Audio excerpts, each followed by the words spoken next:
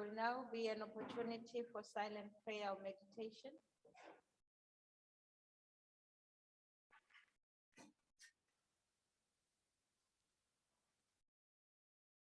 Thank you. We may be seated.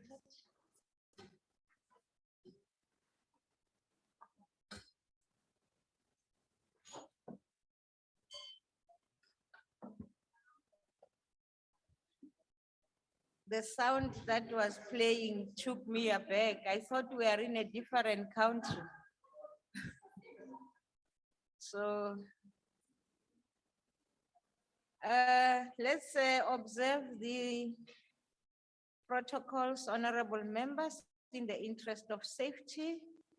We all know that at all times we adhere by putting on our masks. The first item on the order paper is a motion in the name of the Chief Whip of the Majority Party. Thank you, Honorable Chairperson of the House and the members of this august House. I move on behalf of the Chief Whip of the Majority Party that the House knows that the House, with the concurrence of the National Council of Provinces, one, recognizes that climate change and global warming have become priorities for South Africa and the global community. Number two, knows that South Africa has made a number of commitments to combat climate change in the context of a just transition and a sustainable development. Number three, further knows that Parliament requires a coordinated, consultative approach to ensure that it can oversee and contribute to South Africa's climate change strategy. Number four, therefore resolves in accordance with the Joint Rules 142 to establish a joint steering committee on climate change for the duration of the 6th Parliament. And the committee to 1A, facilitate the coordination of parliamentary activities related to climate change. B, facilitate joint parliamentary program of action to prioritize climate issues and commitments. C, be co-chaired by a House chairperson from each House. D, exercise those powers provided for in the Joint Rules 3.2 and 3.3 and may consult any other committee or forum. E, have power to establish subcommittees to assist with the fulfillment of his mandate. F, consists of the following. One, member designated from each of the portfolio committees on agriculture, land reform and rural development, higher education, science and technology, human settlements, water and sanitation, international relations and cooperation, public enterprises, minerals and energy, trade and industry and transport. One member designated from each of the select committees on education and technology, sports, arts and culture, trade and industry, economic development, small business development, tourism, employment and labor, cooperative governance and traditional affairs, water and sanitation and human settlements, land reform, environment, mineral resources and energy, public enterprises and communications and transport, public service and administration, public works and infrastructure. One member designated from each of the standing and select committees on finance and appropriation. Number four, 11 other members from the National Assembly, 6 from the ANC, 2 from the DA, 1 from the EFF and other 2 parties, and 9 other members from the National Council of Provinces, and report to the House at least annually. I so move, Chair. Thank you very much. As I put the motion and ask whether there are any objection to the motion. No objections agreed to. The secretary will read the first order.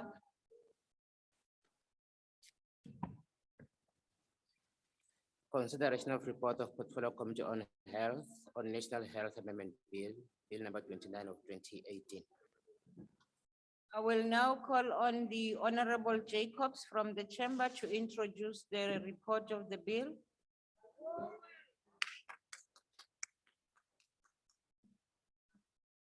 Thank you, Chairperson. The National Health Amendment Bill, B29 of 2018, was a private members' bill tabled and referred to the committee on 3 September 2018. The bill had lapsed in accordance with the National Assembly rules, which are rules 3332 at the end of the 5th Parliament, and was revived during the 6th Parliament. The bill sought to amend Section 4 of the National Health Act, number 61 of 2003, to provide that clinics in the public sector must open and operate for 24 hours and 7 days a week. The committee met with the sponsor of the bill, Honorable Dr. Susan Thembekwayo, on 7 October 2020 to receive a briefing relating to the bill's contents and provisions. The committee subsequently received input on the bill from the National Department of Health on the 21st of October 2020. Okay, Honorary Veronica, Assembly, here on stage. Thank you, Chairperson. Following extensive committee deliberations and input from the Department of Health, the committee concluded that the National Health Amendment Bill in its current form would have massive financial implications on the Department of Health, and that the quantification of costs had not been done. Moreover, it was of concern to the committee that the country was currently under financial stress and that the Department of Health would have great difficulty in adjusting its current budget against the health requirements resulting from the COVID-19 pandemic.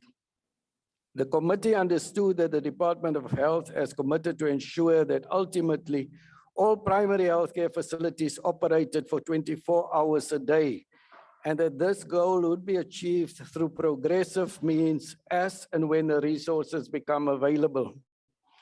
The committee was of the opinion that there is a need for comprehensive data on the factors informing the operation of 24-hour facilities, such as human and financial resources needed for expanded service delivery. Further noting that the bill would require urgent investment in health infrastructure, which is not tenable given the current limited resources. In its deliberations, the committee noted that the bill was not subjected to a socio-economic impact assessment system to determine whether the bill was the correct vehicle to achieve the intended objective. The committee was and continues to process the National Health Insurance Bill, which will likely have an impact on the proposed legislation, as well as provide for consequential amendments of the National Health Act. Based on the aforementioned reasons, the committee adopted a motion that the bill was not desirable at this stage. The committee thanks Dr. Susan Thembekwayo for sponsoring the bill, and in so doing, giving the committee the opportunity to engage in a continuous debate on improving the health system of our country. We are reminded that the goal of government is to address the access to quality and affordable healthcare to all the people of South Africa. This is in line with the Alma Ata Declaration of 1978 of the World Health Organization. I will only quote the section on primary health care, open quote. Primary healthcare is essential healthcare based on practical, scientifically sound, and socially acceptable methods and technology made universally accessible to individuals and families in the community through their full participation at a cost that the community and country can afford to maintain at every stage of their development in the spirit of self-reliance and self-determination. It forms an integral part of both of the country's health system, of which it is the central function and main focus, and of this overall social and economic development of the community. It is the first level of contact of individuals, the family, and community with the national health system, bringing healthcare as close as possible to where people live and work, and constitutes the first elements of a continuing healthcare process, close quote. Chairperson, we are in the final stages of the processes of the NHI bill in the Portfolio Committee on Health. The EFF jumped the gun with this bill, yet incomprehensibly the EFF says that they do not support the NHI bill. Yet they were seeking to have our clinics open at this point in time, as early as 2018, on a 24-hour, 7 days a week basis. A bill that seeks as its intention to achieve universal access to quality healthcare services in the Republic in accordance with Section 27 of the Constitution is something that they said they would not agree with. And this was done just yesterday as we were deliberating further on the bill. But this bill grants the opportunity to all the political parties to show that they do care about the poor and the marginalized. Change your perspective on the NHI bill. Please consider to support the NHI bill as we proceed further with the deliberations. Thank you once again, Chairperson. Thank you, Dr. Jacobs. I will now recognize the parties wishing to make a declaration, taking it from the DA.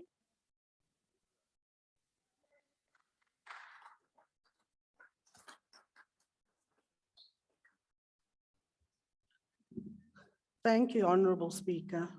With reference to the proposed PMB by Honorable Dr. Thembekwayo, the DA supports the noble objective of extending access to medical care. The bill will realize bringing healthcare to the poor and vulnerable, in particularly within rural areas. The objectives in the bill with regards to improving access to healthcare services have indeed been realized, particularly within the city of Johannesburg under DA governance. The concerns that the DA have revolves around the practical implementation of such an amendment. Prior to considering a legislative amendment, the first need to properly capacitate these clinics currently. This amendment would not solve the current problem of the access of healthcare services. Its implementation will place an enormous financial burden on the state that will inevitably hamstring other health programs, not to mention the impact that it will have on the NHI once implementing this bill. The national department and most provincial departments will not have the resources, staff, equipment to implement this bill as legislation. And expanding on current capacity may prove to be a bridge too far. Currently, South Africa has 0.31 doctors per 1,000 patients. It is unclear where the necessary human resources will come from to meet the needs of clinics to operate at 24 hours. Doctors and nurses are already working extremely long hours, and the PMB does not take into consideration such shortages. Additionally, the financial resources needed would have to double. Considering the current economic context, COVID pandemic, and its implications on the healthcare environment, the financial sustainability of such an amendment is questionable. Another concern I would like to raise around the state of compliance, norms and standards that is provided around our clinics. Should they be mandated and operated within 24 hours, I do not think that our clinics would cope with that kind of stress, as many of our clinics do not comply to the norms and standards. There are a total of 3,473 public healthcare facilities, of which only 2,200 facilities qualify as ideal clinics. This means that 63% of facilities comply with the norms and standards, of which only 1,050 PHC facilities have adequate space to accommodate 24-hour services. The concerns raised is that the clinics that do not meet the criteria of ideal clinics pose a risk to the quality healthcare provided and could result in an increase of legal cases against the state. As long as the bill cannot be adequately implemented, it has no real value as legislation. The following caveat must be put in place to realize the outcome of this bill. A proper evaluation must be undertaken and at the hand of social requirements and the ability of the department. The undertaking of a SEIAS is therefore recommended to ensure that an informed decision is made in this regard. Expand, update, and maintain health infrastructure to be able to accommodate the 24-hour service mandates. Expand and increase the number of healthcare workers in the sector. have an adequate financing plan in order to sustain and meet financial demands of such a provision. The Health Committee must ensure that oversights are exercised in terms of these clinics. And in conclusion, indeed, the Constitution does highlight the right to access to health services. However, the provision of resources provides for a limitation in this regard. We must therefore aim, in accordance with resource availability, to extend the operational times of clinics in order to meet the rights enshrined in Section 27(1) of the Constitution. However, I do not believe that this PMB will effectively result in increased and improved access to healthcare services, as it does not consider the human and financial resources. This should be done in a phased approach in order to realize the outcomes of the PMB. Additionally, overworking doctors by stretching the 0.31 doctors available to provide services 24 hours will have a negative impact on staff morale and mental health, which would ultimately result in lower quality of health provisions. It is important to address every issue that hinders universal healthcare within the public sector. If all these shortcomings are realized within the public healthcare system, the DA would support the PMB. And just to note, the DA does not support the NHR. Thank you.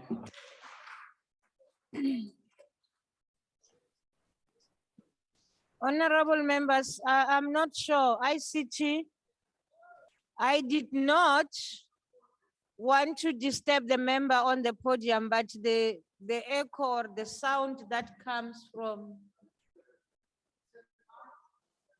something is not right.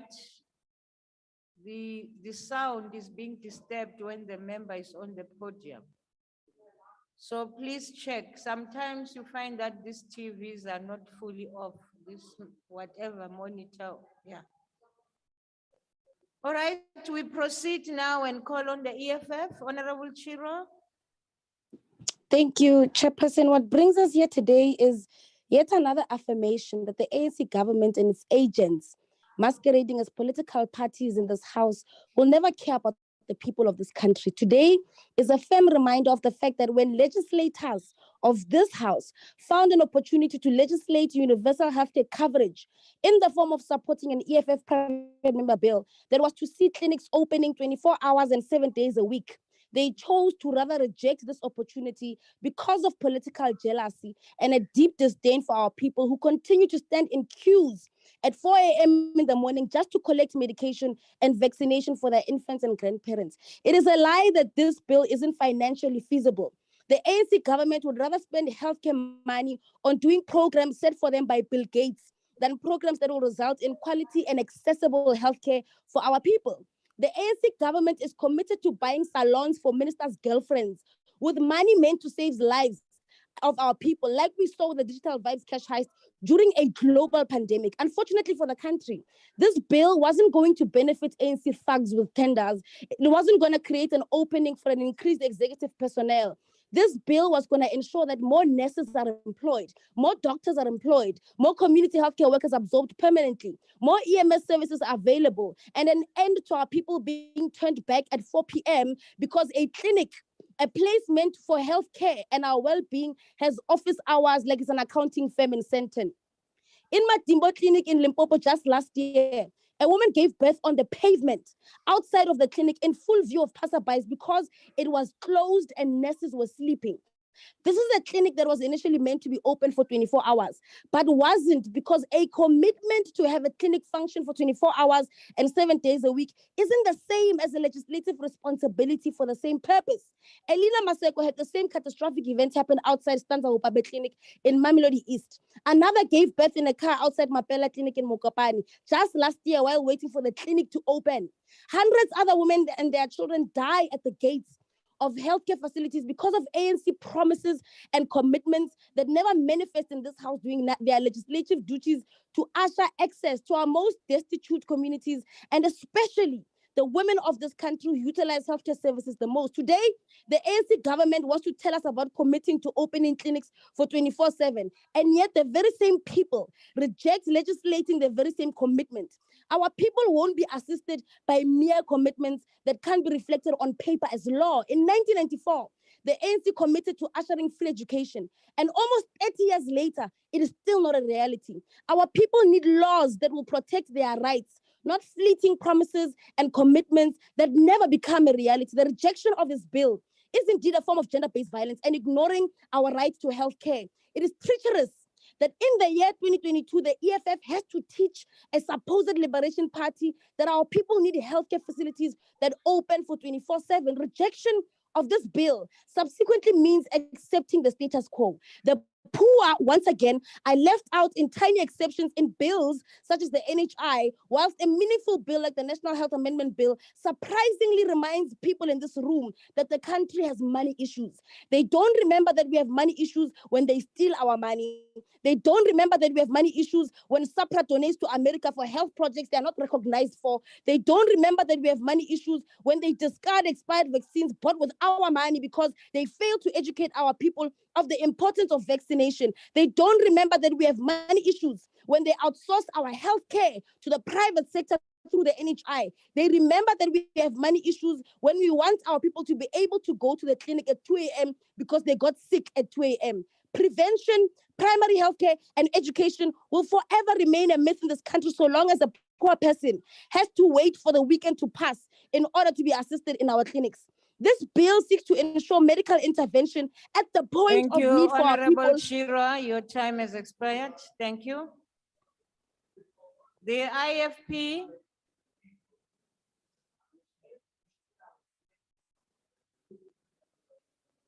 Oh, Ma'am Hlengwa, just before you proceed, why are you rising, Honorable Chair, I Papa? wanted to check whether it's parliamentary for Member Chirwa to start her speech without greeting the president of her organization. Honorable member, Hayi wena man, that's hayi not wena a man. point of Yazi order. amakhehla eParliament adina That's not kanjena. a point of order. Ayifuni please. wena, ayifuni wena, Order. Uyaphapha, Slow uyaphapha. learner Order, Sandate. Honorable Sonji, uyaphapha. please. It's fully I fine. will deal with everything that is being raised. Please. Stop. Ma'am Hlengwa, ithuba ngelakho. Thank you, Honorable House Chairperson.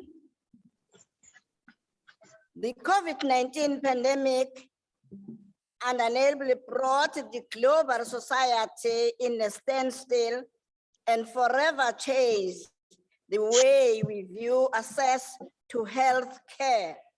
The pandemic also tragically, thank you. The pandemic also tragically had a much greater impact in the poorest in our society. According to the World Bank, extreme poverty increased in all countries in 2020. And it is expected that COVID-19 induced extremely poverty is set to increase by 1.3 percentage points in Sahara African countries alone. It is again this backdrop that we should view the National Health Amendment Bill, which proposed to amend the National Health Act to provide that public health care clinic must provide health service for 24 hours a day and 7 days a week. The reality is that the direct economic state of our country must inform our preparation of the bill.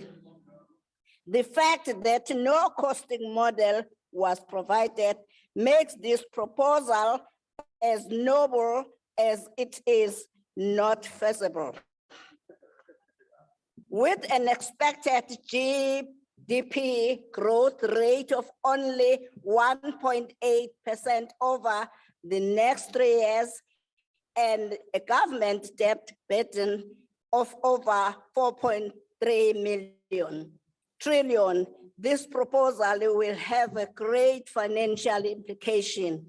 This reality, however, should not mask the urgent need of government to ensure our public health facility do need to serve the people. Corruption and fraud with this sector must be found with extremely urgency. Deliberation on the National Health Insurance Bill should also not be used to mask the urgent need to attend maintenance and public health care facilities.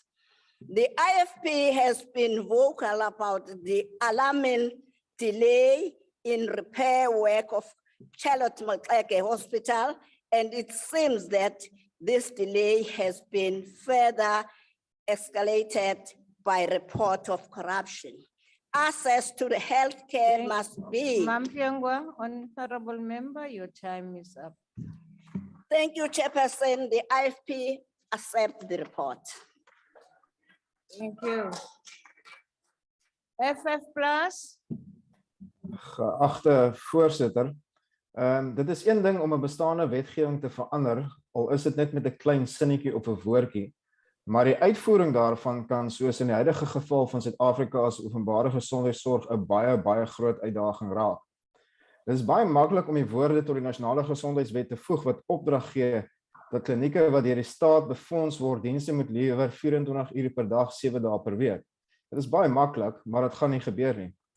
Die minister het reeds in 'n geskrewe antwoord aan my die afgelope tyd aangedui dat Suid-Afrika tans met 10.831 vakante poste sit vir verpleegsters en 1.339 vakante poste vir dokters. Met die portefeulje komitee se besoeke gedurende die nasionale gesondheidsversekering verhore aan landelike gebiede die afgelope tyd, waar klinieke uiters belangrike rol speel in hierdie ver afgeleë gebiede, het dit tog deurgekom en was dit duidelik geweest dat die tekorte aan dokters, verpleegsters, medisyne toerusting en die daaglikse infrastrukture soos krag en water ver tekort skiet en dat pasiënte vir dae aan een moet loop van hulle huise af om by hierdie klinieke uit te kom, net om daar te kom en om nie gehelp te kan word en weens al die tekorte wat ek sopas genoem het. Daarom kan die wetgewing verander word, maar die vraag is hoe gaan die spesifieke wetgewing dan tot uitvoering gebring word? Dit kan nie, dit gaan nie en dit gaan glad nie gebeur nie en onder die huidige omstandighede gaan dit bloot net 'n onbegonne taak wees om uit te voer. Intussen voorsitter, mors hierdie regering sy tyd en ons belastingbetalers se geld met die nasionale gesondheidsversekering en gee nie aandag aan kritieke infrastrukture wat reeds in duie gestort het nie. Die 8 miljard wat uit vanjaar se gesondheidsbegroting aan die NGV gespandeer word, kon eerder gespandeer gewees het om die openbare gesondheidsinfrastrukture op te gradeer, om kundiges aan te stel, die vakante poste van dokters en verpleegsters te vul en vir die uitwissing van wanbestuur, wanadministrasie en wankorrupsie. Geagte voorsitter, alhoewel die Vryheidsfront Plus hierdie verslag ondersteun, kan ons nie hierdie wysiging aan die nasionale gesondheidswet ondersteun nie. Ek dank u. Thank you. The ACDP.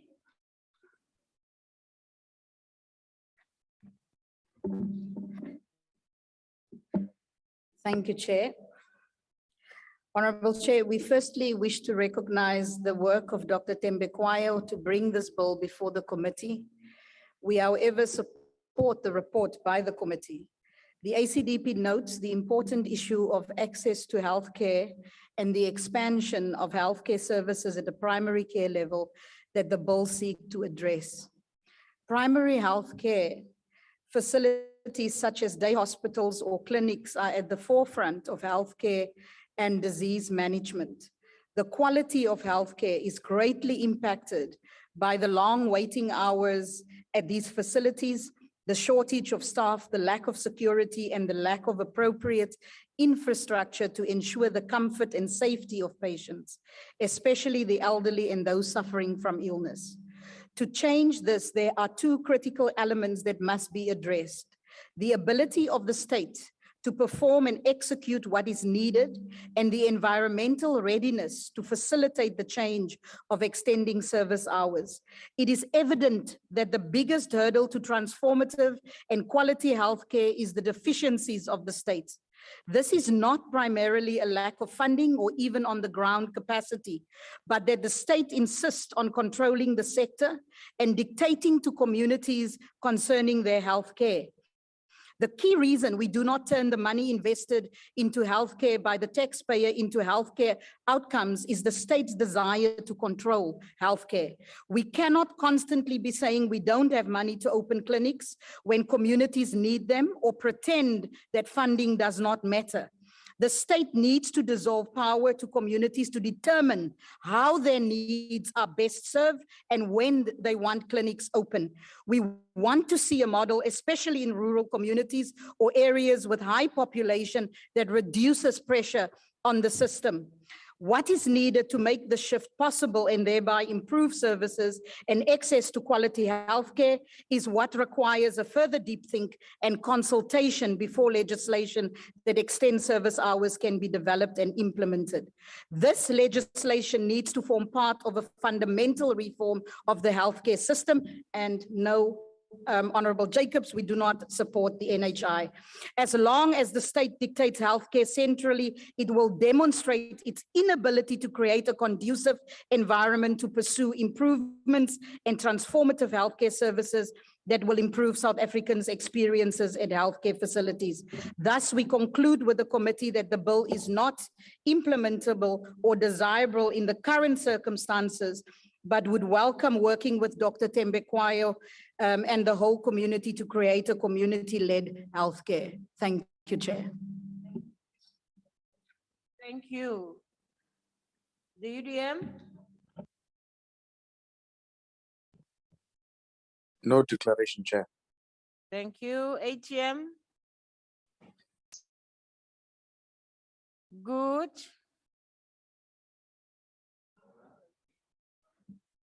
NFP? I thank you very much, House Chairperson. The National Freedom Party notes the report that is tabled here today and allow us to express our concern about a whole lot of matters pertaining to this particularly. Chairperson, I think it is common knowledge that people in this country all over the world get ill at any time of the day or night. And that as human beings, we ought to have services available to them when they do take ill. I want to give an example of Muhammad Khan from Durban, who got ill on a very wet and rainy Saturday, could not get an ambulance, the facilities were not available, and indeed 2 days later he died in hospital, all because there was a delay in not having facilities available. Now, is it okay or acceptable, Chairperson, that when somebody takes ill on a weekend or after hours, they must then wait for a Monday to receive attention, medical attention? Is it not the responsibility of the state to provide quality healthcare 24 hours a day, 7 days a week? Yes, indeed, we will raise concern about whether we have the financial resources and the capacity to deal with it. But 28 years later, House Chairperson, we think that something ought to have been done in order to address the challenges many of our people face. Let me give you the case of Lambert's Bay. There's not even a daycare hospital there, Chairperson, and people have to rely on going 10, 20, 30 kilometers away. No ambulance services available. Many people are dying as a result of this. Now, an initiative of this must be welcomed. While we understand that we may not have the necessary resources currently, the question then we need to ask, how will we be able to introduce universal healthcare in South Africa if the issue of financial resources and the capacity is always going to be the one in question? I think the time has come when we need to take more seriously the lives of our people, whether they are rich or poor, black or white, and provide a more quality healthcare service in the country. Thank you. Thank you, Honorable Member. The AIC?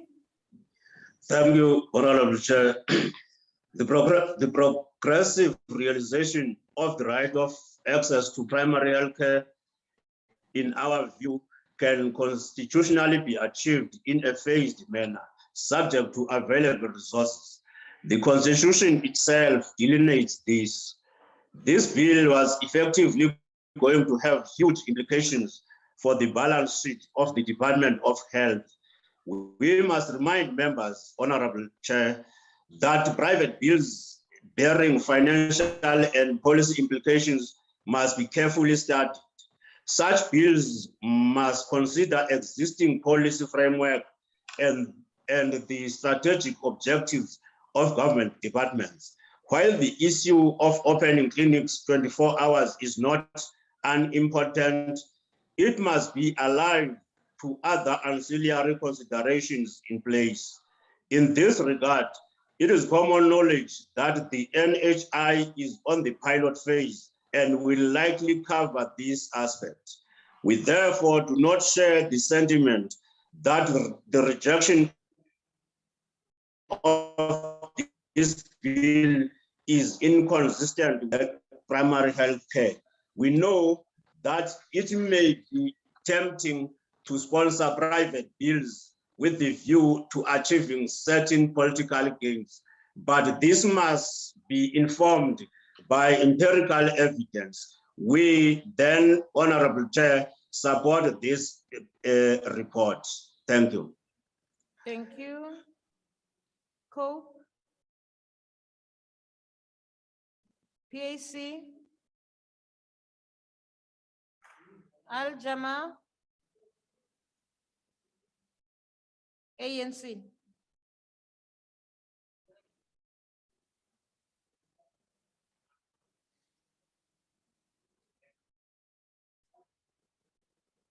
Okay.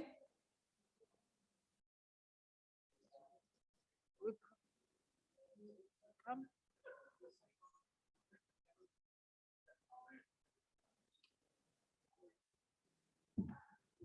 Thank you, Chairperson. I'll say amen and more. Thank you very much from the DA. Chairperson, we thank the members of the political parties who came to give their views, and we also want to thank those who are supporting this report. We do understand that there is an urgency for our people to be able to receive healthcare wherever it is needed, but we also need to understand that there are different tiers of healthcare. Just to talk to what Honorable Sheikh Imam was speaking about. There is a situation where somebody needs emergency medical care, then we have facilities for that type of care. It is not a primary healthcare challenge for you then having to access a clinic at that point in time. You go to the relevant hospital, which should either be a district hospital, a regional hospital, or a tertiary hospital for that matter. As you are then referred up the chain according to the challenge, health challenge which you are experiencing. We must also be reminded that this bill, at this point in time, the report by the ANC says that it is not desirable, and by the committee, we've had intense deliberations, and it was a decision of the committee that it is not desirable at this time, notwithstanding the fact that we know that our people do need the access to the health care, as put by the honorable member of the EFF wanting to portray the ANC as being an organization that does not want people to have access to the health care. It is through the systems which we have in place where our people know where they're able to access health care that we would want people to understand that due to the nature of the illness which you present with at that point in time, you are to access the health care that is provided for you.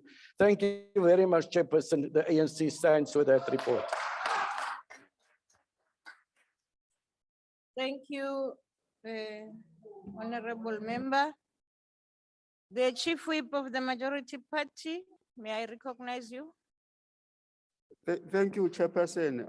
I move that the report be adopted. Thank you. The motion is that the report be adopted. Are there any objections? House Chairperson, please note that the DA supports this bill as long as the caveats mentioned by Oh, no, you don't go Honourable there. Member. Please don't go there. I heard you. You Okay, support. thank you. Thank you. I need those who are going to object. None? Thank you very much. Then the report is agreed to. Chairperson, please note the objection of the EFF. Okay, your objection is noted, Honorable Chiro, but the report is agreed to.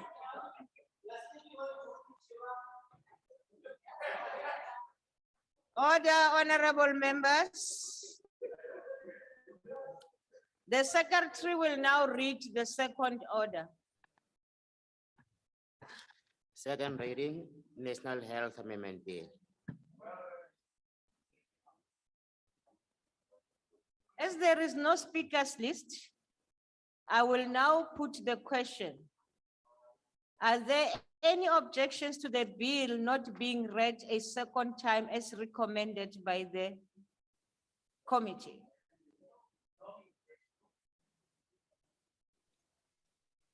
Thank you very much.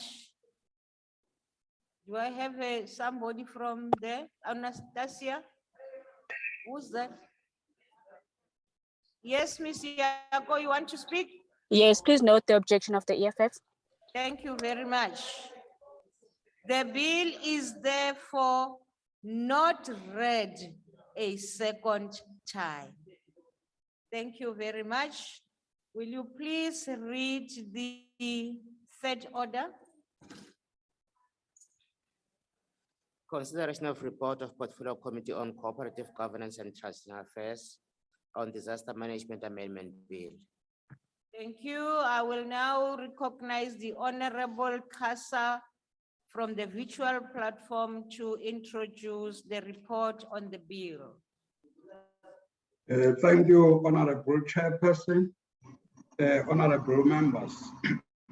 The Portfolio Committee on Cooperative Governance and Traditional Affairs has convened several meetings to receive briefings and deliberate on a proposed disaster management amendment bill. This was a private member's bill sponsored by Dr. P.J. Groenewald of the Freedom Front Plus.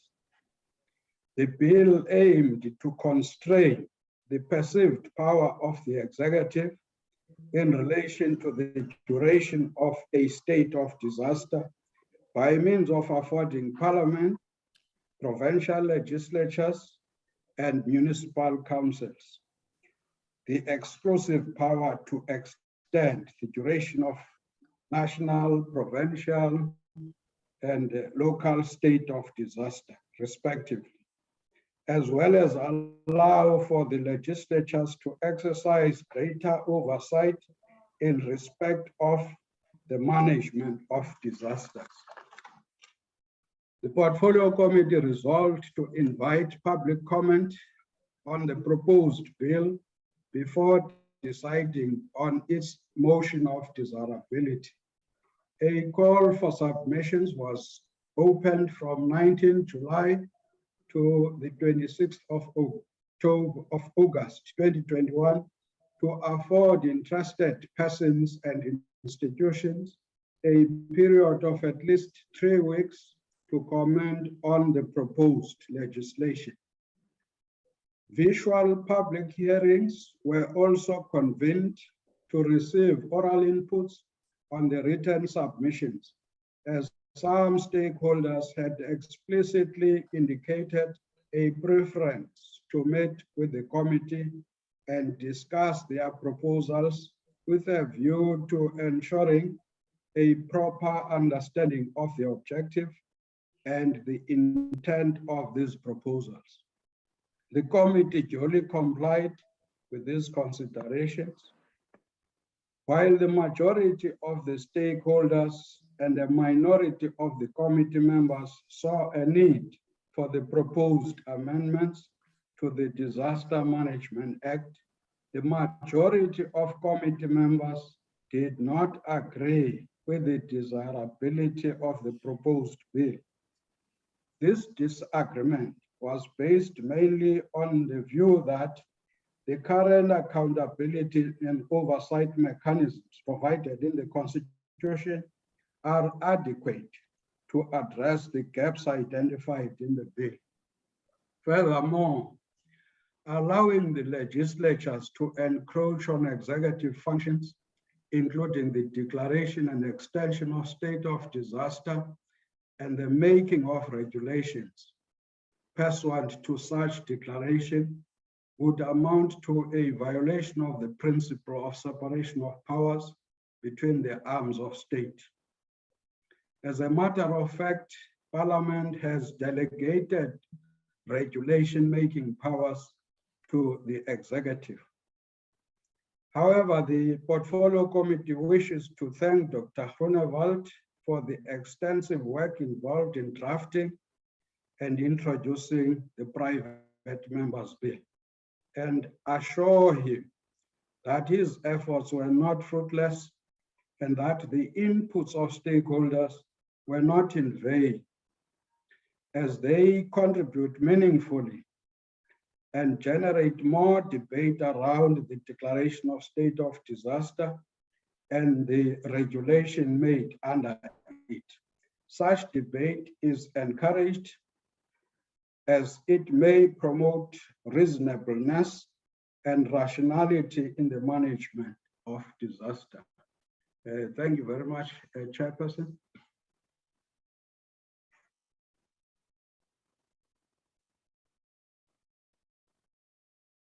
Honorable Kasa. I will now recognize political parties wishing to make a declaration. The DA.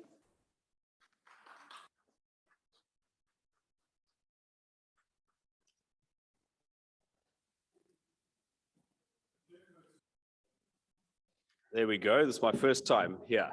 Chairperson, the report before us is not just about the COVID-19 pandemic. It's about the abuse of power under the guise of necessity and what Parliament can do to stop it.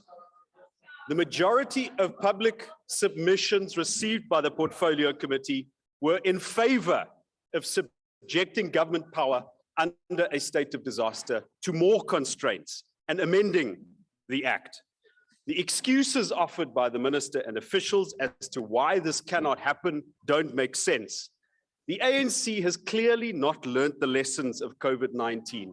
They are still in denial about the harm done to the people of South Africa by the COVID-19 lockdown. Many of the jobs that were lost, the businesses that weren't reopened, the setbacks in teaching and learning weren't a matter of necessity. That was because of incompetence of decision makers, because the people in power didn't want to listen or learn, and because they didn't care to explain the decisions to the public. Just how government used the Disaster Management Act to override Parliament's lawmaking function and its oversight function was not foreseen by Parliament when this Act was passed 20 years ago. The Disaster Management Amendment Bill is a sincere attempt to fix this defect in our law, and it accords with the DA's case in the Supreme Court of Appeal against Section 27 of the Act. Consider the anomaly in our law, Chairperson, between disasters and emergencies. Both the State of Emergency Act and the Disaster Management Act grant government extraordinary powers, but only the State of Emergency Act puts parliamentary brakes on the abuse of that extraordinary power.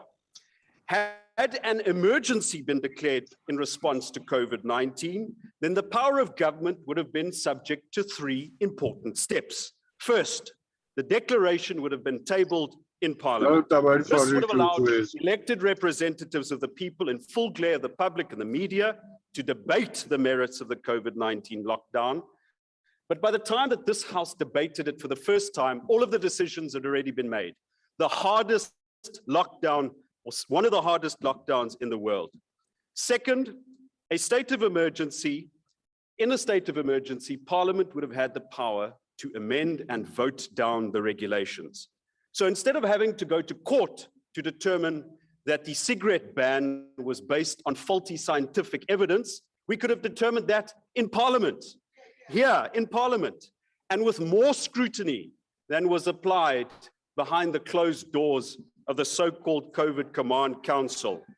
And that also applies to many of the other irrational and unreasonable decisions. Finally, an extension of a state of emergency emergency would have been subject to the concurrence of Parliament.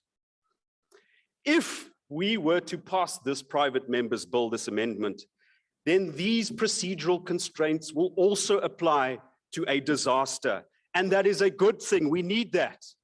The argument that such restrictions would constrain government's ability to deal with a disaster is simply not accurate. Think of the measures that government could have taken that don't require emergency powers. Procuring the COVID vaccine, keeping drunk drivers off the roads by policing and out of the emergency rooms, using PR agencies to convince the public about the efficacy of the vaccine instead of lining the pockets of the health minister. These don't require emergency powers. These don't require extraordinary powers. Also think of those measures that do require extraordinary powers, such as the mask mandate.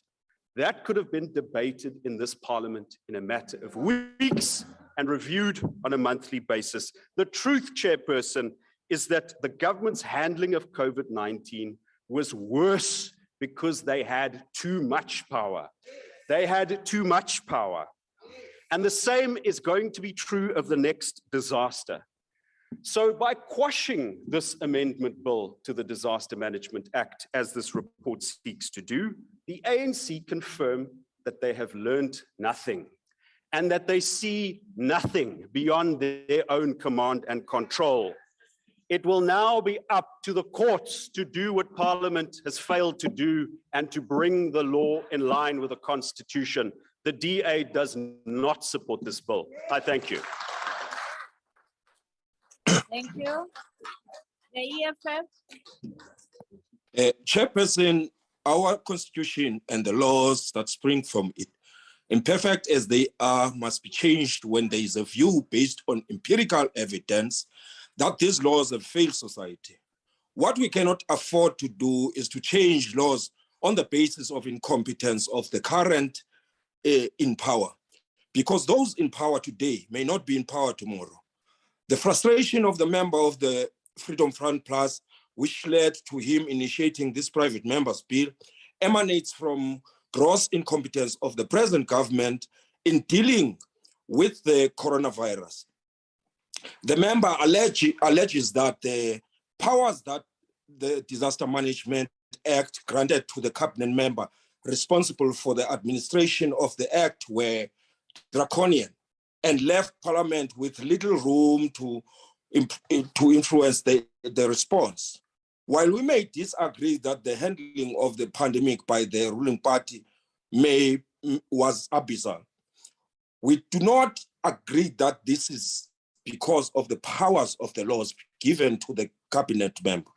It is the incompetence of the government and not the undesirability of the law that led to the mess that we are in today as a result of the corona pandemic. The act allows the minister to take a number of decisions, and these decisions are reviewable in court.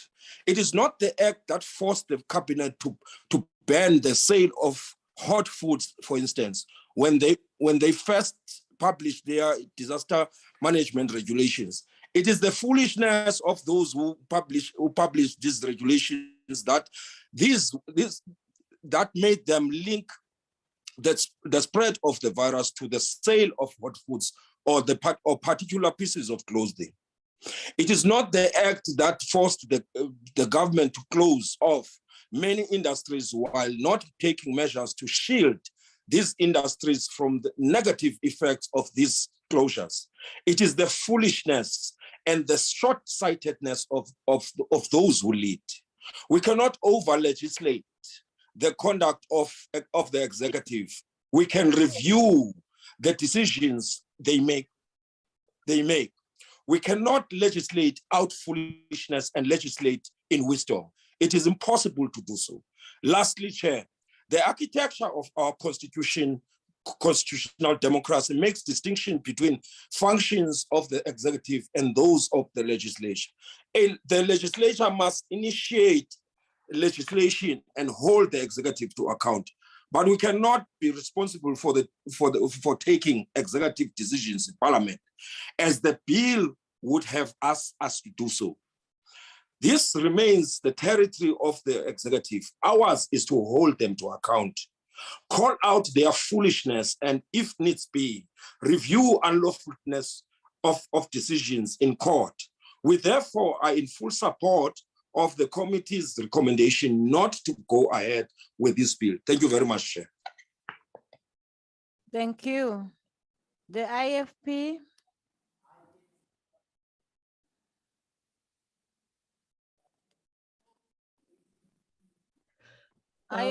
Honorable Chairperson, it is undisputed that the COVID-19 pandemic had a devastating impact on our economy and our daily lives.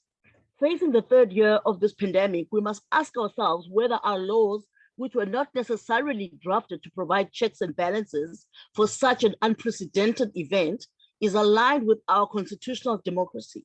From the outset, the IFP wishes to state that it supported the objectives of the Disaster Management Amendment Bill, which proposes to amend the Disaster Management Act. The bill aimed to amend the duration of a state of disaster and provide that only the National Assembly, a provincial legislature, or municipal council may resolve to extend the declaration of a national, provincial, or local state of disaster. We strongly submit that although it is critical that the executive be placed in a position to act swiftly in such unprecedented events, Parliament must be placed in a position to adequately provide oversight in terms of the Act. This is not currently the case. Currently, the Minister may, in terms of Section 27 of the Act, extend the national state of disaster 1 month at a time after the initial 3 months. This power can be exercised indefinitely by the Minister without any input from Parliament. This is not aligned with our constitutional democracy, which requires adequate checks and balances on the executive. We do not believe that the bill would have encroached on the minister's role at all. The bill provided a necessary draft which could have been reworked by the committee to strengthen the Act. Not all provisions of the bill had to be accepted as is. For instance, the percentage of supporting votes required for further extensions could have been further deliberated on and reworked. However, the rejection of the bill in its entirety is not justified. The committee was given a unique opportunity to strengthen the Act and provide adequate checks and balances on executive power. The IFP also shares the sentiment that the Act never envisioned to regulate an event of this scale and nature. Our laws are not set in stone and must reflect the reality of our circumstances. If we do not grab this opportunity and strengthen our laws, we may risk abuse of power at the expense of the people of South Africa. The IFP does not accept the Portfolio Committee's report and rejection of the bill. Thank you, Chairperson. Sibonge Maptelezi. The FF Plus.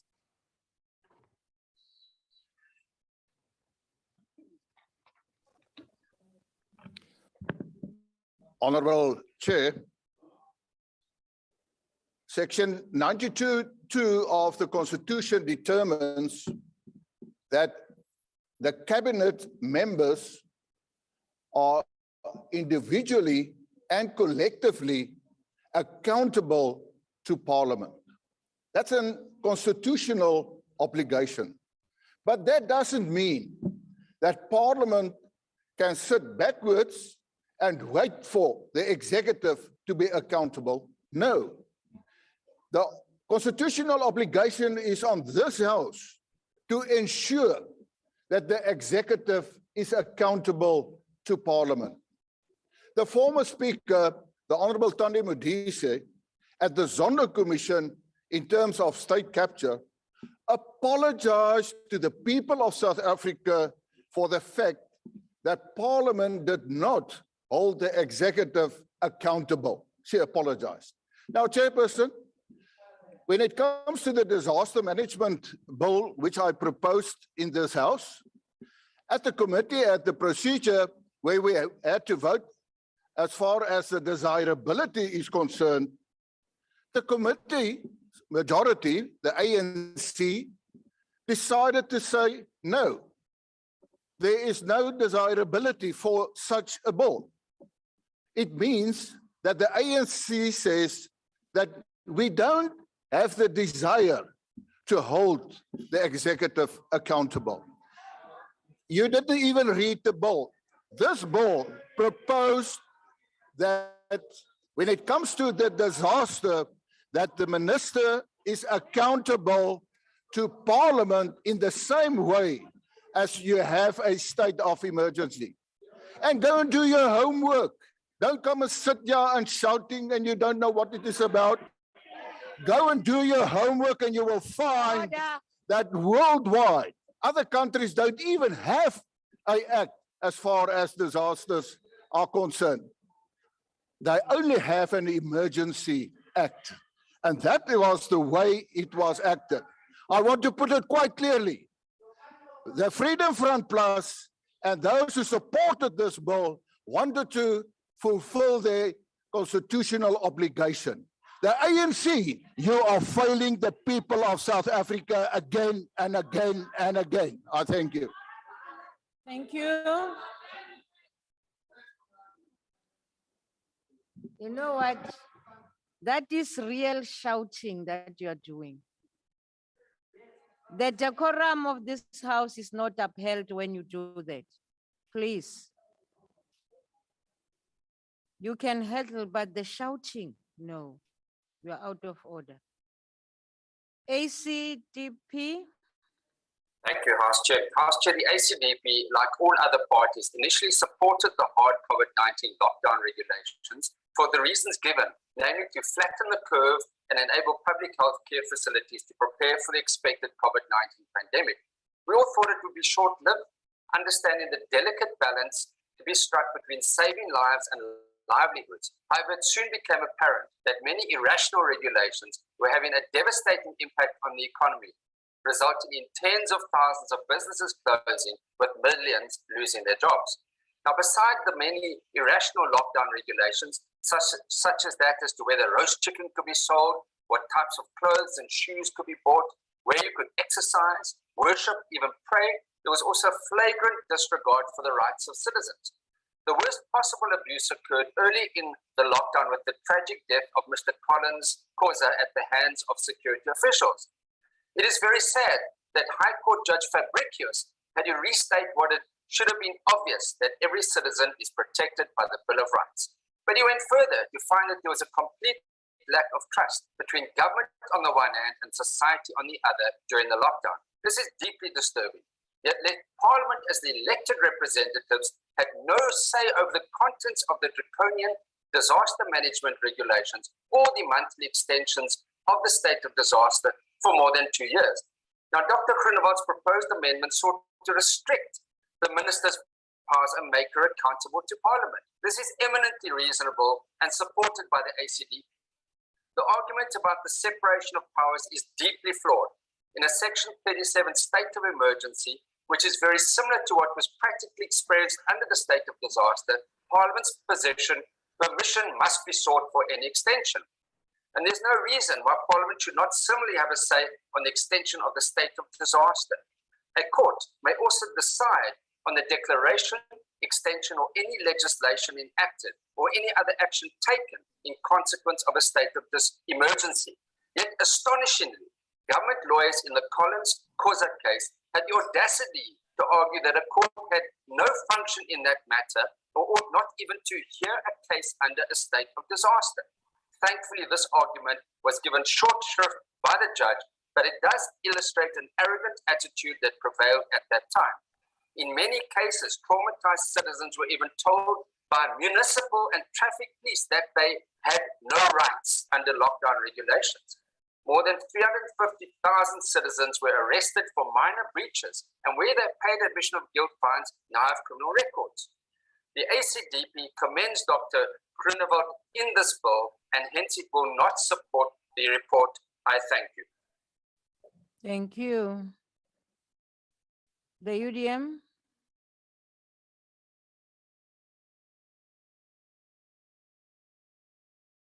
UDM. ATM.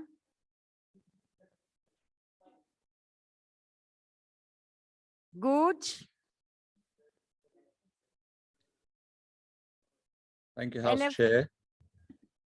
House Chair, can you hear me? Yes, Honorable Hyron, you may proceed. Thank you so much, House Chair. House Chair, disasters by nature are unpredictable and pose existential and unforeseen challenges. Whether they are induced by a pandemic, climate change, or civil unrest, mitigating human suffering and loss requires agility from those in charge of managing the response. Across the world, from Australia to Canada, the COVID pandemic has seen legislators tailoring disaster regulations with a view to better managing future calamities. South Africa is no exception. Here, as in many other territories, the impact of unprecedented lockdowns was economically disastrous. Here, as elsewhere, many citizens held strong views about the appropriateness of some of the regulations, not least due to the manner in which, while curtailing most of our civil and economic liberties, they seem to enable the corrupt to flourish. We don't all need to agree on everything, but it's best not to have to conduct our disagreements on the manner of our response and recovery while in the teeth of a disaster. We therefore do our best to lay down some robust frameworks in advance, suitable to managing a broad swath of eventualities, because who can tell what the nature of the next disaster will be? What we do know is that we don't want government red tape and excessive consultation to slow down the ability of the state at all its levels to respond in a coordinated fashion. We don't want jurisdictional protocols to inhibit emergency operations. And we don't want to add another layer of misfortune to disasters by creating conducive conditions for crooks. The three most recent South African disasters, COVID, last July's attempted insurrection, and the recent flooding in KwaZulu-Natal, demonstrated that there's ample room for improvement in the Disaster Management Act. We may disagree as politicians what steps to take when faced with a tsunami, a new virus, or more social unrest. What we should all agree in advance is that our response is unlikely to be perfect, because disasters have a way of confounding order and usual logic. And we should agree that our response must evolve as we learn, and we have just learned from COVID. In this context, House Chair Good accepts that our disaster management legislation needs to be re-examined frequently so that we can always be as responsive as we can achieve and act informed by contemporary experience and knowledge. Putting better strategic contingencies plans in place, we can limit the negative impacts of the next disaster we face. What we cannot support are knee-jerk populist reactions to the implementation of a national response to an unprecedented event. In the context of the world's response to COVID-19, South Africa's response was neither excessive nor unusual. Errors were made here and abroad, but these cannot be the basis for the amendment proposed. The amendments do not enhance our response to disasters. They intend to inhibit our response. Thank you. Thank you. NFP. Any member of the NFP? AIC? Thank you, Honorable Chairperson. The disaster management bill that was introduced by Honorable Groenewald will not be supported by the AIC. Our opposition is not grounded on the argument of separation of powers, which the committee raises in its report. We don't agree that the doctrine of separation of powers is implicated. Still, Parliament's oversight function is not necessary, at least not on the terms articulated in the bill. We argue that executive conduct which goes beyond the strictures of the Disaster Management Act can be challenged on the basis of rationality. In other words, the courts will have to determine whether there is a rational connection between the decision to extend the duration of a state of disaster and a legitimate government purpose. That choice does not involve a separation of powers analysis.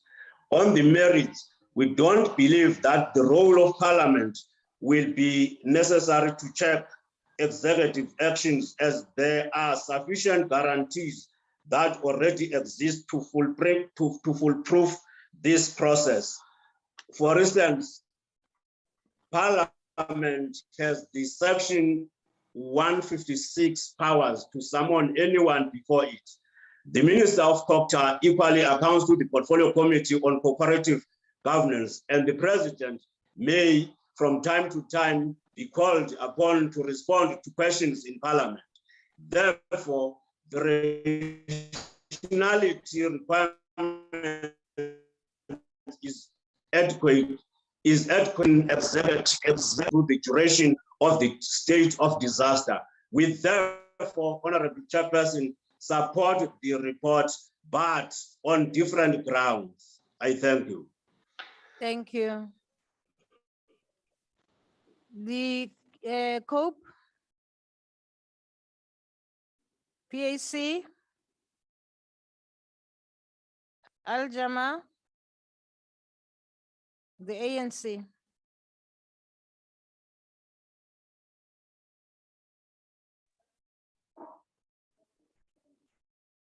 Is the member? Oh, Honorable Mpumza, yes. Proceed.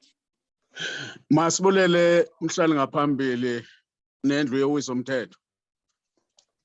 Honorable Chair, the African National Congress reaffirms its support for the National Disaster Management Act 57 of 2002, which provides for an integrated, coordinated disaster management policy that focuses on prevention, reduction of disaster,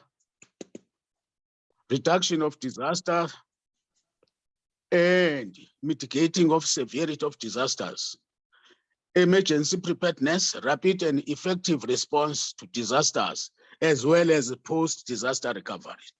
And indeed, Honorable Chair, the Act in its current form does invoke the necessary agility from the state in order to act promptly to disasters. We locate the importance and the relevance of this act in the context of the principles of cooperative governance and intergovernmental relations outlined by Section 41, Subsection 1 of the Constitution, wherein provision is made that all spheres of government and organ of state within each sphere must preserve peace, national unity, and indivisibility of the Republic, as well as secure the well-being of the people of the Republic. So these fundamental principles outlined in the Constitution serve as a technical and a moral compass against which to measure the Disaster Management Act. During the COVID-19 global pandemic, the Disaster Management Act provided a framework for government is well-coordinated, streamlined, and cogent response to the challenges and realities presented by the virus, which was spreading rapidly and having a negative socio-economic impact on the rest of society. Through the mechanisms provided by the Disaster Management Act, the state was able to control the spread of virus and saved millions of lives and softened the economic blows on the most vulnerable section of society. The state in all its spheres, through the disaster management centers, was able to streamline resources, eliminated silos, and worked in a coordinated approach in the true spirit of cooperative governance. During the pandemic, the challenges of poverty, unemployment, and inequality that we have committed to eradicate through the National Development Plan were even more pronounced. One of the lessons that we have drawn from the COVID-19 pandemic is that in situations of disaster and crisis, the poor and the vulnerable section of society need protection from the excesses of the market. The global trend, which can also be observed in society, is that during pandemic, while the poor and the working class sections of society lost their jobs and fell into poverty, the wealthy classes amassed more wealth. The developmental state has a responsibility to protect the vulnerable section of society, and this must inform its approach during the disaster management. The approach to disaster management intended in the Constitution and subsequent to the Act is that all sections of society, whether market or non-market stakeholders, towards addressing the plight of those negatively affected. For this to succeed, the state must ensure a wider consultation. The Act in its current form provides for the establishment of advisory forums at national, provincial, and municipal levels, which may be drawn from different stakeholders of society, including organized business, labor, agriculture, traditional leaders, insurance industry, religious and welfare organizations. We call on these forums to broaden their work on a stakeholder consultation to ensure that all critical sectors are engaged and taken on board during the disaster management.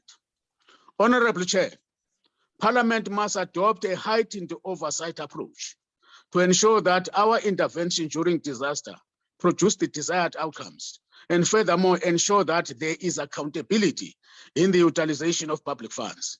We ensure that government responds to audit opinions and funds are recovered wherever they have been mismanaged. Lastly, Chair, the ANC sends its heartfelt condolences to those who have lost their families, friends, and loved ones in the recent floods in KZN. We are encouraged, however, by the fact that the state has been able to mobilize different sectors of society to ensure that all hands are on deck in rebuilding the lives of those communities. Our understanding is that practical competency begins at the polls and at the execution level. Chair, as the ANC, we support the report and its recommendations. I thank you. Thank you. Let me now recognize the Chief Whip of the Majority Party. Chairperson, on behalf of the Chief Whip of the Majority Party, I move that the report be adopted. Are there any objections to the report being adopted? Yes, thank you, House Chair. Please note that the DA does not support this report. Thank you. Chairperson, Yes, Honorable Vessels. please note the objection of the FF Plus.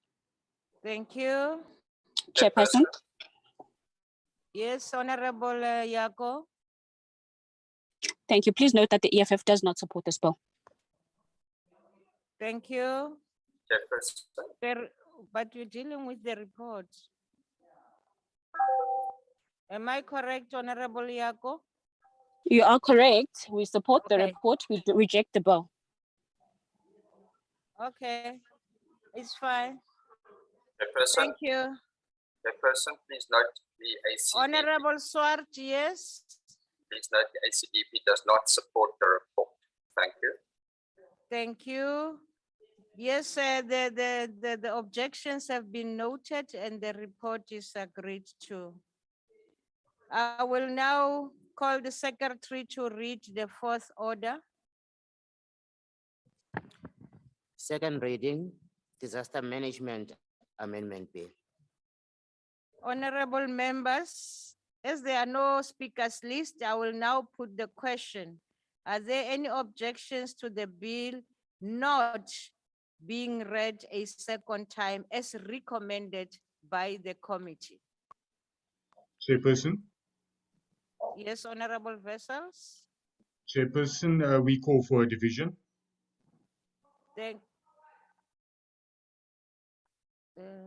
Yes, the division may be called. You are correct. I will now give the House the 5 minutes for the bells to be rung. Thank you.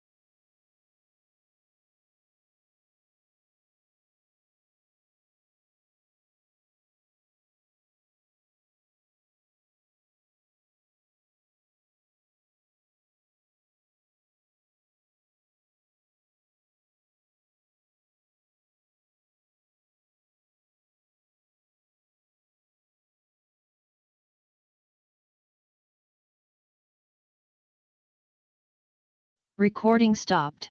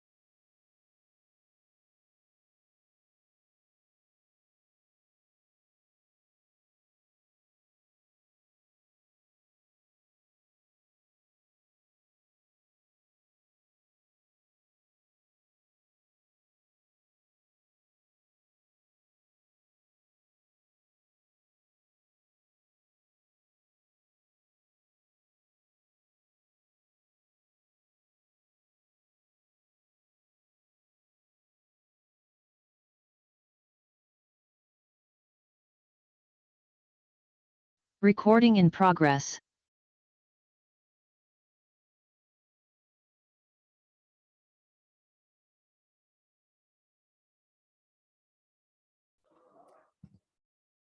Honorable members,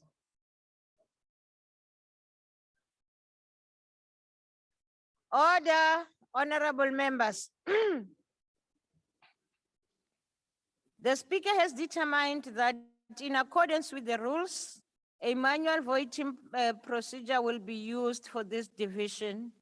Firstly, in establishing the quorum, I just want our secretariat to make sure that the numbers that they have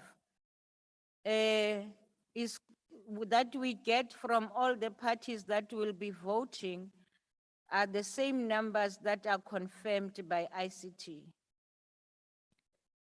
I would request the table to confirm that we have a requisite number. Do we have? Yes, the number, we have a requisite number in the chamber and also on the virtual platform to take this decision. Party whips will be then given an opportunity to confirm the number of their members present and indicate if they vote for or against the question. A member who wishes to abstain or vote against the party or vote may do so by informing the chair. Now, having confirmed that we have a requisite quorum, I will now proceed, honorable members. The question before the House is the Disaster Management Amendment Bill not be read a second time. Voting will now commence. The doors of the chamber are locked, and those on the virtual platform that are not in yet will not be allowed to enter the virtual platform until we have concluded with the voting.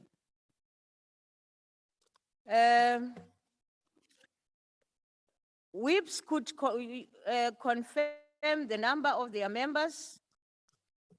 present in the chamber and the virtual platform and indicate if they vote for or against the question.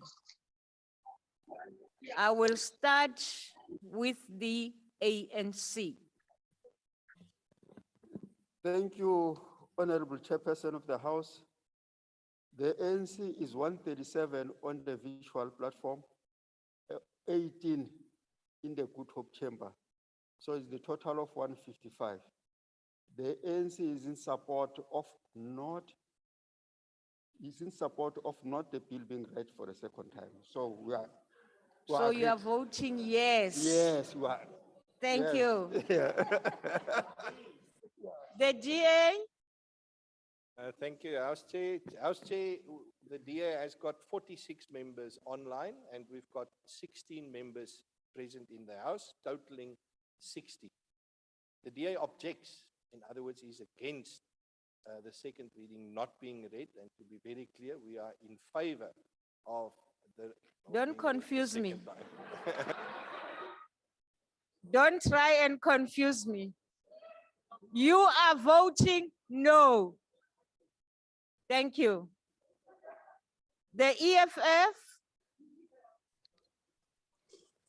Thank you, House Chair. The EFF is in support of the bill not being read a second time, the amendment Thank bill. you. Did I get the number, please? From the EFF? We are 24 on the virtual platform. Thank you very much. IFP? Honorable House Chairperson, IFP 4 on the virtual platform, 1 in the House voting no. Thank you. FF plus? Thank you, Chairperson. We are 6 on the virtual platform and 1 in the House. That's a total of 7 voting against. Thank you. ACDP? Thank you, House Chair. The ACDP has 3 on the virtual platform and we vote against the question. Thank you. Thank you. UDM?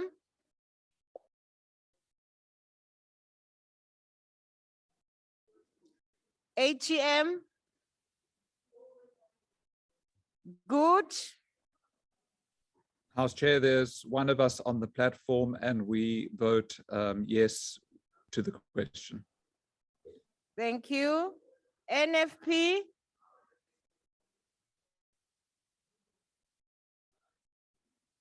Okay. AIC?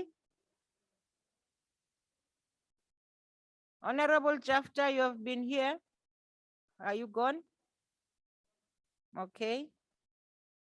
COPE? PAC? Al-Jama? All these other parties, okay?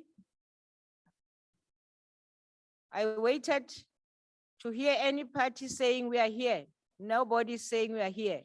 So, honorable members, is there any member that wishes to abstain or vote differently to their party?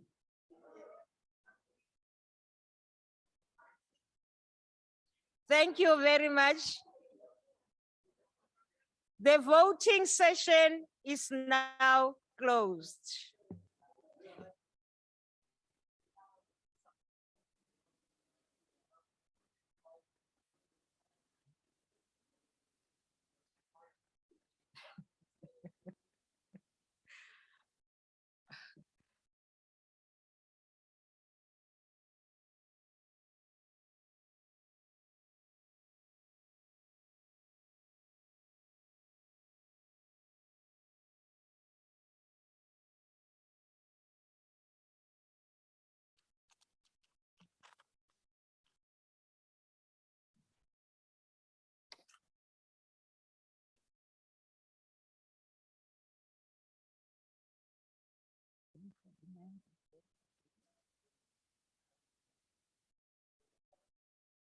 Is it? then against you must say, I doubt if it's correct, it's too high. Remember, ANC.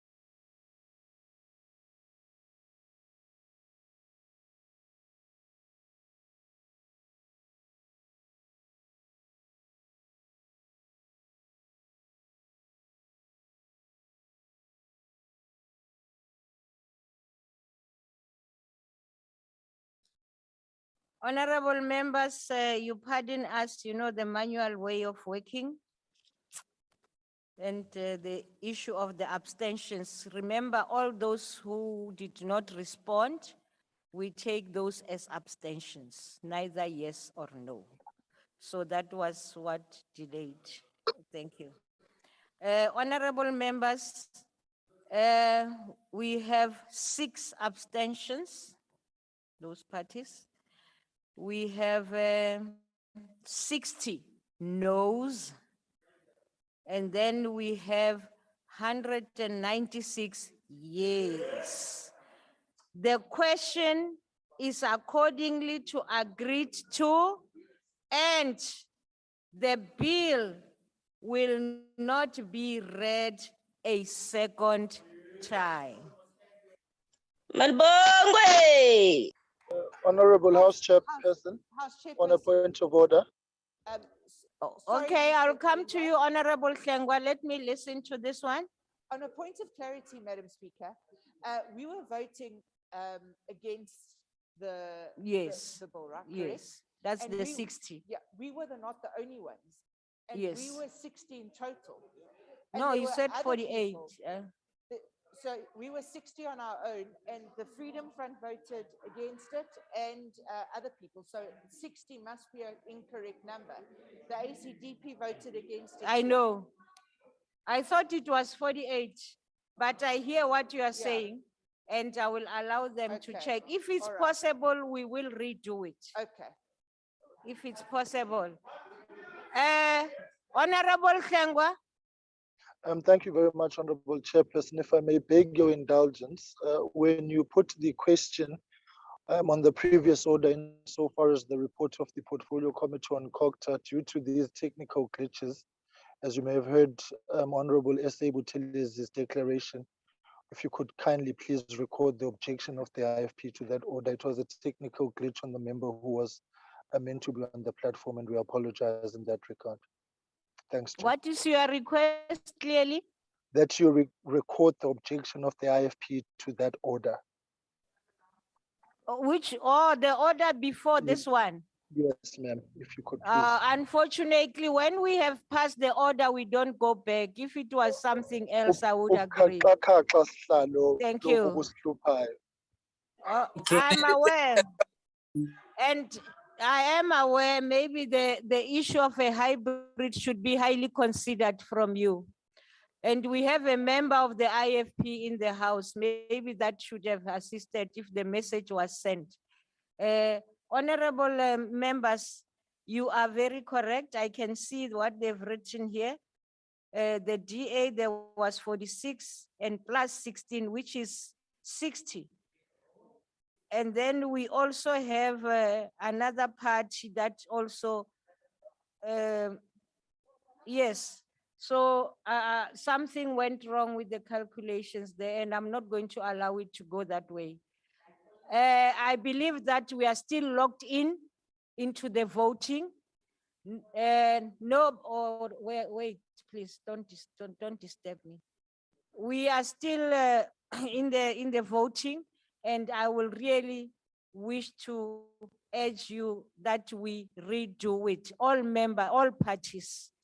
Please, let's redo it, because this is an obvious mistake that was done here. We cannot overlook it.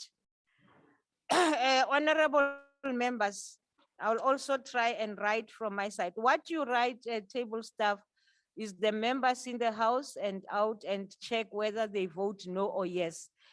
If you can assist me, let's forget. The question is that the bill not be read a second time. If you agree with that, you simply say yes. If you want it to be read a second time, like the proposer of this, maybe to put it clearly, the FF plus, they will obviously say no, because that is the recommendation of the committee. I just want to clarify that so that we go smoothly. Thank you. Honorable members, I'm going to start again with all the parties. Maybe and I don't believe that those that had abstained will be here. That will show that we are inconsistent then. Chairperson, Chair. Yes, Honorable Langa. Thank you very much, Chairperson. Just checking on the numbers on the participants here. It looks like they are increasing, meaning we'll have more numbers than before when we initially started No, voting. we have not opened the voting, yes, as yet. And But if ICT has done that, that is very wrong. Yes, the numbers are increasing now. They are. Yes. Okay, maybe they thought the meeting was over. Let us look into this now and say this is the beginning of the voting session to cut matters. And please, ICT, do not open anymore. Please don't do that. We know how the rules work. We don't want to fight each other for the mistakes that you have done. Let's agree that now we are starting the voting session. And I will go straight to, don't worry, I will go straight to the parties to record now. The ANC, please record and tell us how many members in, outside. We will verify with the ICT whether you are voting yes or no. Don't come with another language, please. Let's speak the language that we all understand. Thank you, House Chair.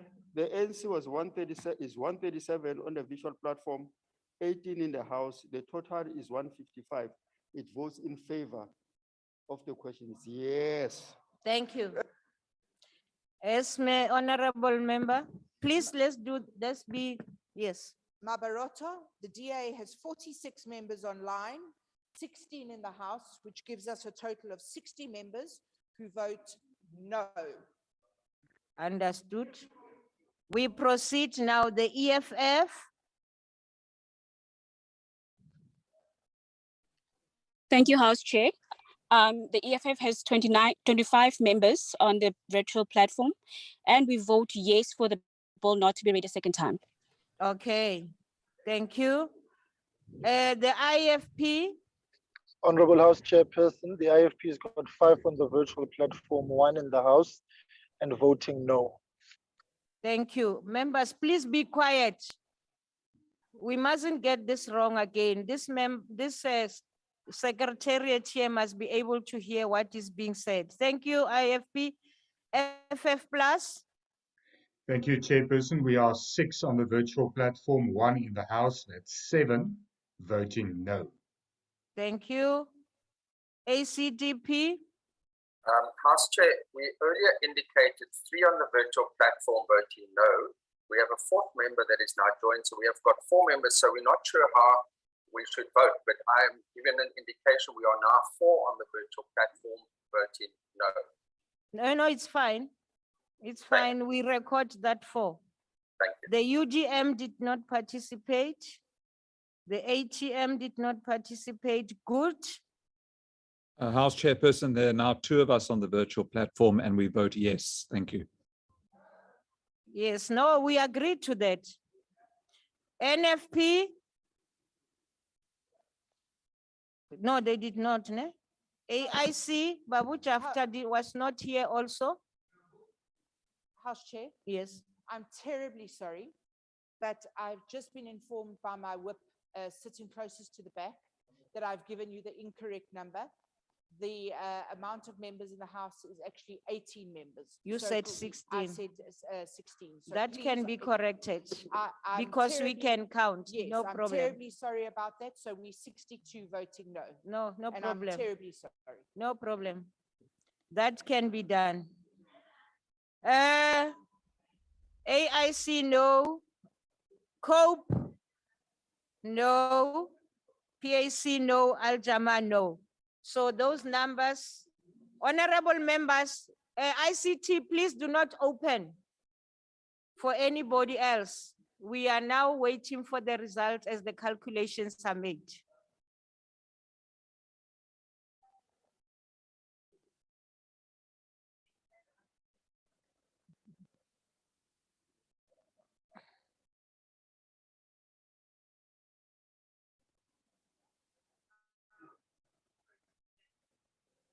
Sorry? Ek gaan nie terug nie. Sit.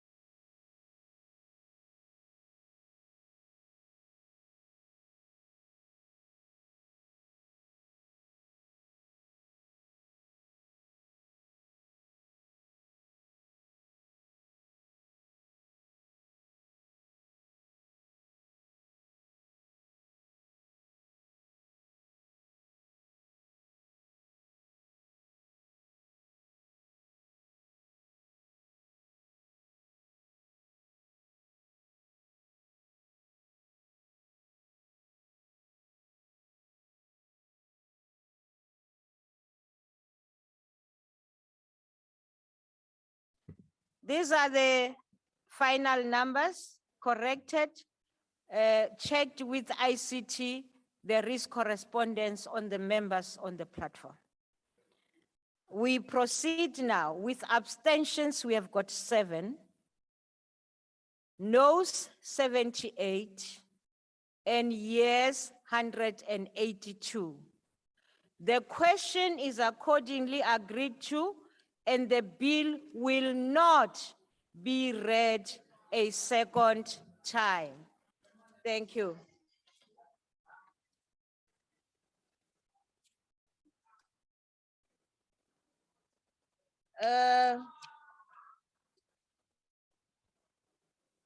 We are now on, the secretary will read the 5th order.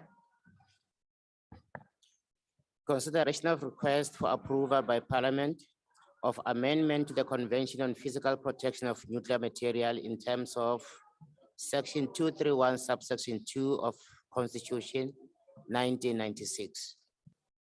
Thank you. I will now invite the Honorable Luzipo to introduce the report.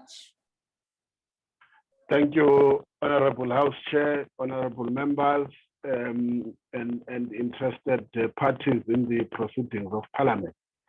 On behalf of the Portfolio Committee on Mineral Resources and Energy, I hereby table to this House the report on the amendments to the Convention on Physical Protection of Nuclear Material.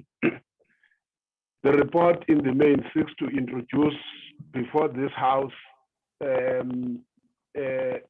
a careful assessment that has been made with regards to international terrorism, especially where there's been a loss of innocent lives. And the threat of terrorism has not declined, but rather increased over the past years. And therefore, this necessitated the call to expand the scope of the Convention on Physical Protection of Nuclear Material, in short, the CWPNM. A shortcoming of the original convention that was adopted in 1979 and came into effect in 1987 is that its scope of application was limited to 3 aspects, which is the physical protection of nuclear material, which is used for peaceful purposes. The second one is the criminalization of offenses. This includes, amongst others, the theft or robbery of nuclear material. And last, and the third point is that international cooperation, based on international cooperation, in the case of theft, robbery, or any other unlawful taking of nuclear material or credible threat thereof. The amendment of the convention seeks to fill the existing gap in the original convention by measuring the sources of new emerging threats, and therefore map out a possible solution in the context of the threats in an internationalized or globalized world. And this also being impacted or affected mostly by the new democratic processes, the spread of democratic processes, which amongst others is the matter of freedom of movement, the macroeconomic policies which promote trade, as well as the unlimited consequences as a result of large-scale terrorism nuclear facilities. In other words, the use of nuclear material for energy generation and medical purposes dominates the international landscape. The concern, therefore, is that nuclear material used for peaceful purposes could at some point fall in the hands of the non-state actors or terrorist groups who could do harm in society. Honorable Chair, the reason why the convention had to be amended is that it greatly strengthened the original convention by adding the following non-exhaustive new obligations, which is one, broadens the scope of the CWPNM to also include physical protection requirements for nuclear facilities and nuclear material in domestic use, storage, and transport. It seeks also to expand cooperation between and among states regarding rapid measures to locate and recover stolen or smuggled nuclear material, mitigate any radiological consequences of sabotage, prevent and combat related offenses. It also seeks to provide for the sharing of information on potential and actual attacks on nuclear material and facilities, and the provision for assistance if attacks should occur.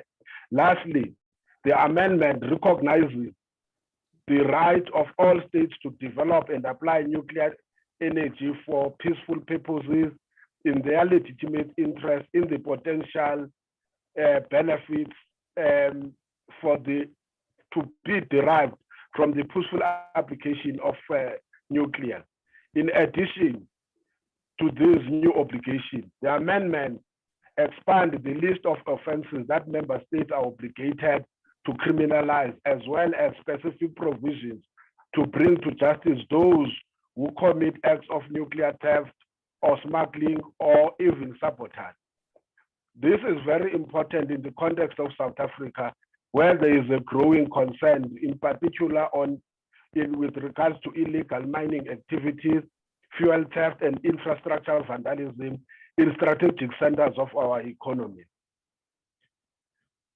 There has been wide consultation in terms of the report received with Honorable other departments Luzuko, of interest. your time has expired. Thank you. Thank you, Officer. Thank you. I will now recognize parties that wish to make declarations. The DA.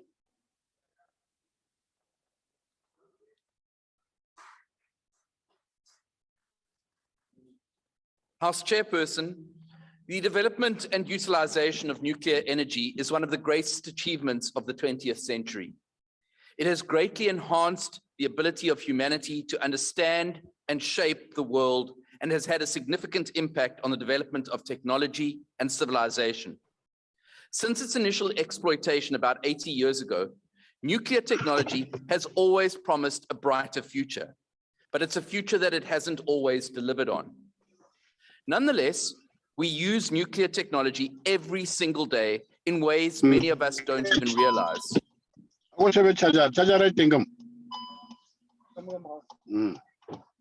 Honorable Chabangu. Honorable Chabangu, please, let's mute. Just mute Honorable Makosini Chabangu, please. Can I proceed, Chair? Proceed. I see that your minutes were not stopped there. Chairperson, as I was Secretariat, saying, please. nonetheless, we use nuclear technology every single day in ways that many of us do not even realize. From microwave ovens to X-rays, from radiation treatments for cancer to nuclear power generation. The downside, however, are the threats of nuclear mishap, incidents such as Chernobyl, 3 Mile Island, and Fukushima, issues of nuclear security, and then obviously environmental contamination. In 1979, the Convention on the Physical Protection of Nuclear Material was developed under the auspices of the International Atomic Energy Association, aimed at strengthening the security of nuclear materials during international transport. It is to this day the only legally binding international undertaking pertaining to the physical protection of nuclear material. Article 7 of the original convention obligates member states to ensure that offenses such as the possession, use, or disposal of nuclear material without authorization becomes punishable under member states' national law. South Africa signed that agreement in 1981, but they only ratified it in Parliament in 2007. Following concerns from the 9/11 attacks in 2001 that nuclear facilities might be targeted and that threats of nuclear terrorism were on the rise, there was a move to address the lacunas in the convention. So in 2005, the convention was amended by consensus amongst member states, and various aspects were strengthened, including the requirement for increased security at nuclear facilities and the expansion of the scope of the convention to cover domestic use, storage, and transportation of nuclear materials, all of which had previously been excluded. Now, although South Africa signed that amended convention in 2016, it was only presented to Cabinet in September last year, and now, more than 6 years later, is being tabled in Parliament. Some 17 years after all the member states, including South Africa, agreed on what was contained in that amended convention. This is far too long. Government, both the various government departments and the Cabinet, need to move more swiftly in bringing international treaties and conventions to this House for ratification. Our failure to do so in this case could have had severe ramifications in the purchase of nuclear materials from other countries, including such items as fuel for our various nuclear reactors. South Africa must uphold and actively promote the ideal of a safe future for nuclear technology. We need to review our own legislation to ensure that we adhere to international obligations and that the full force of the law is brought against those who contravene the provisions of this convention. We must be responsible members of the global community by ensuring that nuclear technology is developed safely and in a manner that leaves no doubt of our commitment to securing our nuclear facilities, nuclear transport infrastructure, and any nuclear material that arrives on our shores or are stored or transported within our borders. The Democratic Alliance supports the ratification of this convention. Thank you. The EFF. Thank you very much, Chairperson. Chairperson, the Convention on Physical Protection of Nuclear Material was adopted in 1979 and seeks to provide protection against the injudicious handling of nuclear material in order to prevent injuries and loss of life that may result from poor handling of nuclear material. South Africa ratified this convention in 2007, ensuring that our handling of our own nuclear material is on par with global standards. The amendment to the convention seeks to strengthen these measures on handling of and transportation of nuclear material to prevent waste leakages and to ensure safe storage. The reality, however, is that South Africa is unable to implement any of these conventions. Let's take the example of the Cooperative nuclear power station, for instance.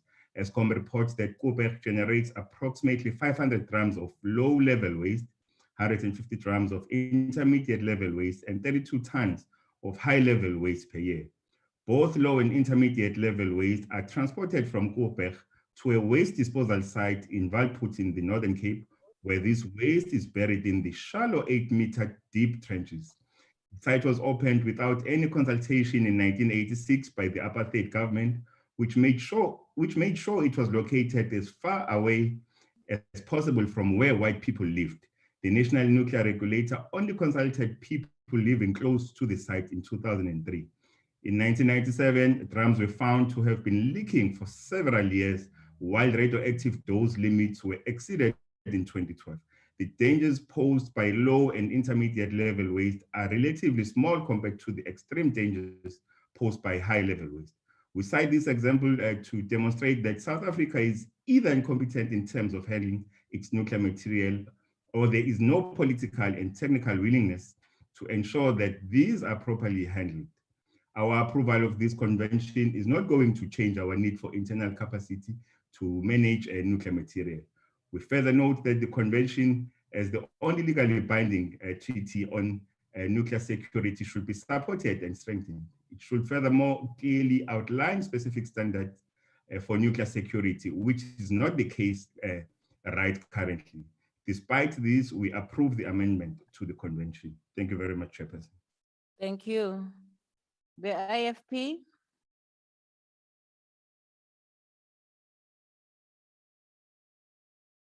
IFP. Honorable Chairperson, it seems that Honorable Msimang is having problems. May I come to the front or proceed from here? Thank you, Thank you, Honorable Chair. Yes, proceed, Professor.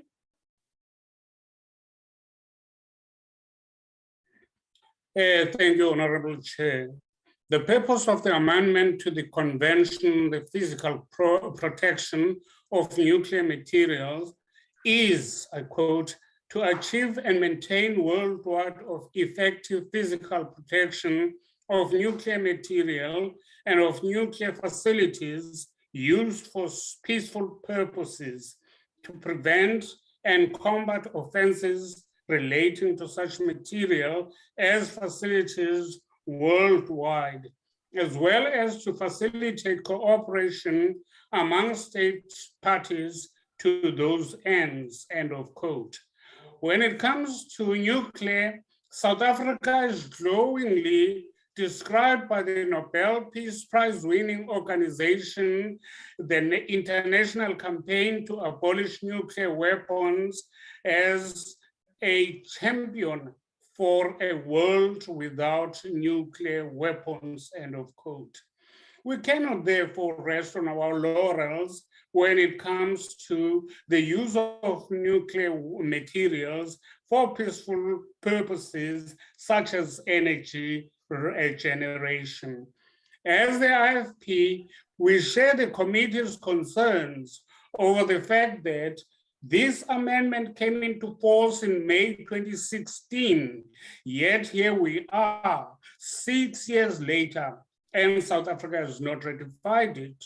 Where we have made gains in international fora and are considered world leaders, we should be working to maintain such reputation. Further, it is widely known that nuclear materials and facilities, if not managed correctly, can be manipulated so as to inflict grievous harm upon the population. Therefore, this amendment is not only necessary, but welcomed. We note, I quote, the department has authorized 274 companies to trade nuclear material in the country and abroad, end of quote, and further committed to providing inspectors to visit these companies on a quarterly basis. These measures were instituted, quote, to ensure the companies met the IAEA standards for the physical protection of nuclear material, unquote. The department stated that it, I quote again, would compile a report that illustrated the state of compliance of each nuclear company with the nuclear physical Thank you, protection Honorable Simang, your and time is up. I thank you. Thank you. FF Plus. Agbare huisvoorsitter, kernkrag is sedert die ontstaan daarvan omstrede. Die meeste mense het die eerste maal daarvan gehoor toe 2 atoombomme die Japaneese stede Hiroshima en Nagasaki vernietig het en daarmee ook die Tweede Wêreldoorlog beëindig het. Behalwe dat oorlog skielik gevaarliker was, het die vreedsame moontlikhede verbeeldings aangegryp. As al daardie energie op 'n beheerde wyse vrygestel kon word, dalk kon elektrisiteit te goedkoop word om te meet. In Suid-Afrika het ons voor in hierdie ry gestaan. Terwyl die kernmoonthede die land nie met die nodige inligting vertrou het nie, is oorspronklike werk by Pelindaba en Walendaba buite Pretoria gedoen. Vreedsame en nie vreedsame gebruike van kernkrag is nooit te ver van mekaar nie. Suid-Afrika kon bewys dat Iran verryk is en kernkrag vreedsaam gebruik is, maar met die oorgang van 1994 is uiteindelik erken dat die land ook oor atoombomme beskik het, wat dit self ontwikkel en gebou het. Oud-president de Klerk het wel kans gesien om eerloos oor te gee, maar nie om sulke wapens in die hande van sy opvolgers te laat nie. Of dalk was hy bang vir 'n gijslaar-situasie vanuit teenstanders uit eie geleedere. Intussen is Koeberg, Suid-Afrika se enigste kernkragsentrale, voor voltooiing in 1982 suksesvol deur die ANC se militêre vleuel aangeval, terwyl Greenpeace in 2002 daarin geslaag het om baniere aan die gebou te hang. In 2005 was daar die berugte moer in die reaktorvoorval wat Kaapstad in die duister gelaat het. Nuclear facilities are clearly not invincible. At Koeberg, the high-grade nuclear waste is stored on-site, the same site violated in 1981 and 2002. The fact that spent nuclear waste remains hazardous for centuries is widely known. Maybe fewer people know that spent nuclear waste leaving an electricity generating reactor is more useful for building an atomic bomb than when it entered. What it means is that people with the requisite knowledge and skills who want to wreak havoc will, for a number of centuries, not need to manufacture nuclear material. They will only have to steal what has been manufactured before. This is particularly relevant danger when people who had been trained in this field become alienated from the state or its government. It is therefore clear that this convention, which South Africa had already signed in 1981 for the first time, is essential. The amendments considered today extend protection to not only the materials as it is transported within and between countries, but also the facilities itself. International cooperation in combating theft and misuse of nuclear material is also strengthened by the amendments. Die Vryheidsfront Plus ondersteun dus hierdie verslag. Baie dankie. Thank you. ACGP. Thank you, House Chair. The ACDP supports the approval of the amendment to the Convention of Protection on Physical Protection of Nuclear Material, and we support this report. I thank you. Thank you. The UDM. We support the amendment, Chair. Thank you very much. Thank you. ATM. Good. We support, Chairperson. Thank you. NFP. Not on the platform. AIC. Not on platform. COPE. PAC. Al-Jamal. The ANC.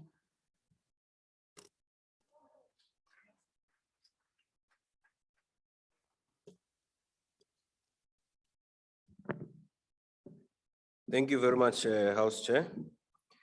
The report on the amendment to the Convention on Physical Protection and Nuclear Material that the ANC fully supports seeks to dispel two dominant myths. The first myth is that the end of the Cold War between the USSR and the West marked the beginning of a peaceful international environment, thereby suggesting that fear as well as enmity has dissipated and that the United Nations Security Council deserves enormous credit for having recovered all the tactical nuclear weapons across the world. The second myth is that the repeat of the 9/11 attack is impossible because the current international system promotes the peace dividend where there is less international tensions, and thus nations are encouraged to reduce their spending on the military intended to protect their borders against lawless neighbors. Chairperson, the reality is that the persistent notion that nations should reduce their military spending due specifically to the easing of international tensions is misplaced, as the case of the conflict between Russia and the neighbor Ukraine proves. Moreover, there is a growing concern regarding the acquisition of nuclear material to make nuclear weapons by nations that have agreed not to do so, or by non-state actors, or even by terrorist groups, and that such nations, non-state actors, and terrorist groups have undoubted capacities to reach the South African borders with long-range missiles carrying nuclear warheads, suggests that effective measures against this threat should be implemented by all means necessary. This presupposes that South Africa's international security is not guaranteed. In order to facilitate further successes in guaranteeing South Africa's international security, the amendment to the Convention of Physical Protection of Nuclear Material should be adopted and subsequently ratified as it seeks to ensure physical protection of nuclear weapons during the international transport, enhancement of cooperation in protection, and recovery of stolen nuclear materials, as well as criminalization of offenses such as theft or robbery of nuclear material. This is particularly important for a number of reasons. Firstly, the adoption and ratification of the convention will complement Priority 7 of the Midterm Strategic Framework 2019-2024 of the ANC-led government, aimed at establishing a better Africa for all in the hope of promoting regional, global integration and improved peace, security and stability on the African continent. Moreover, by adhering to the convention, South Africa reaffirms its commitment in maintaining peace in the SADC region, as well as fulfilling its transformation objective of turning the region into a denuclearized zone for weapons. For instance, the insurgents' attacks linked to the Islamic State in Mozambique's northernmost province of Cabo Delgado since October 2017, pose a threat to nuclear material and radioactive sources as the insurgents may get access to these sources and utilize them to accelerate the attacks.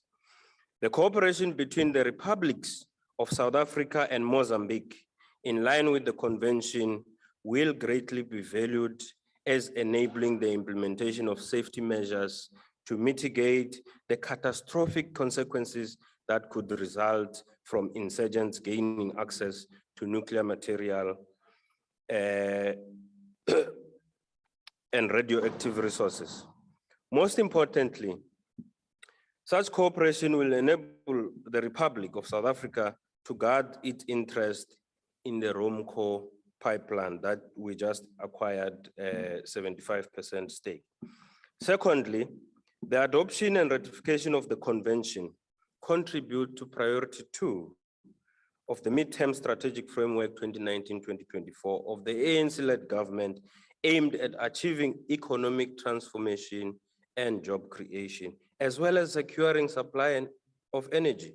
In particular, the Quebec Nuclear Power Station, nuclear technology products, and the Safari 1 rely on important nuclear raw materials and equipment, including nuclear fuel, and thus may not have access to such for operations should South Africa fail to adopt and ratify the amendment. Furthermore, the ANC-led government's goal of replacing Safari 1 with the multipurpose reactor, which will create 5,000 direct and 26,000 indirect jobs during its construction. The building of the central interim storage facility to store nuclear waste material, and the procurement of 2,500 megawatts of nuclear new build may not see the light of the day should the Republic do not accede and amend the convention. Thirdly, South Africa has some of the busiest ports on the African continent and beyond, like the Durban port. This is the reason why the convention is important, since it guarantees that nuclear materials and radioactive resources enter and leave the country safely and for the peaceful purposes. Perhaps important to this report, the convention will likely improve the import and export and transit of nuclear material and related customs procedures in relation to those circulating domestically within the country. It is important to have thorough oversight of the circulation of nuclear materials in the country's points of entry and exit, particularly the railway network and ports, considering the infrastructure vandalism and theft that are frequent in a freight transport sector. What is worrying is that the syndicates responsible for stealing fuel and vandalizing infrastructure are equally capable of stealing nuclear material for nefarious reasons that could put the lives of citizens at risk and endanger the supply of energy to the economy. Thank you very much. Your time is up. Thank you very much. Thank you, honorable members. Are there any objections to the approval of amendment to the Convention on Physical Protection of Nuclear Material in terms of Section 2312 of the Constitution 1996 as it appears on the order paper? You have to. No objections, agreed to. The secretary will read the sixth order. Consideration of report of Portfolio Committee on Justice and Correctional Services on amendments to regulations for approval in terms of Section 97 in brackets 2 of the Child Justice Act 2008, Act number 75 of 2008. Thank you. I will now invite the Honorable Magwanishe on the virtual platform to introduce the report. Thank you very much, Honorable House Chairperson, Honorable Ministers and Deputy Ministers, Honorable Members. Amendments to the regulations to the Child Justice Act were tabled for approval on 15 February 2022 and referred to the Committee for Consideration and Report. It is necessary to amend the regulations to align them with the changes brought about by the Child Justice Amendment Act 28 of 2019. The intention is to promulgate the Amendment Act and the amended regulations on the same date. The proposed amendments to the regulations are largely consequential, addressing 1, the increase of the minimum age of criminal capacity from 10 years to 12 years. 2, the retention of the rebuttable presumption for children who are older than 12 years but younger than 14. 3, the manner of dealing with a child depending on the age of the child from the time of arrest to assessment, preliminary inquiry, and until the trial at the Child Justice Court. 4, the removal of requirements that prosecutors must consider the cognitive ability of children when determining whether to prosecute a child. 5, that the criminal capacity of the child will only be addressed during a plea and trial in the Child Justice Court. 6, prohibiting magistrates from dispensing with a pre-sentence report where a sentence can be given that involves a compulsory residence in a child and youth care center or imprisonment. The committee recommends that the National Assembly approves the amendments to the regulations in terms of Section 97, subsection 2 of the Child Justice Act of 2008. I thank you, House Chairperson. Honorable Member, I will now call upon recognized political parties wishes to make declaration. The usual time for declaration of votes will apply. Honorable Member of the DA. Thank you, Honorable House Chair. The proposed amendments to the regulations for child justice are largely consequential and were dealt with in detail by the previous speaker. The Child Justice Act 75 of 2008 came into effect on the 1st of April 2010. It created special mechanisms, processes, and procedures for children in conflict with the law. It introduced a non-punitive model premised on African notions of justice that embrace restorative approaches and principles of Ubuntu in the criminal justice process with the aim of breaking the cycle of crime. It promotes cooperation between government departments, the Department of Justice, the police, the NPA, legal aid, correctional services, social development, health and education, and civil society. What it does not deal with in any particular detail is what precisely should happen to children younger than 12 years, and this is a matter that needs to be attended to. The 2021 Interdepartmental Annual Report on the implementation of the Child Justice Act is the 8th annual report submitted in terms of the Act. In the 2019-2020 annual report, the department indicated that the National Intersectoral Committee for Child Justice was in the process of developing a 5-year intersectoral strategic plan for child justice that includes the implementation plan of the National Policy Framework and the recommendations from the research report on the impact of the Child Justice Act. However, no further information or progress is reported in the 2020-2021 annual report, and again, this is a matter of some concern. Also deeply concerning are the types of charges preferred against children awaiting trial. Rape was the top charge against children awaiting trial at 22%, or 1,024 charges. Rape is the top charge against children aged 10 to 16 years awaiting trial. It is concerning that charges of rape involve 116 children aged between 10 to 13, 168 children aged 14, 213 children aged 15, and 250 children aged 16.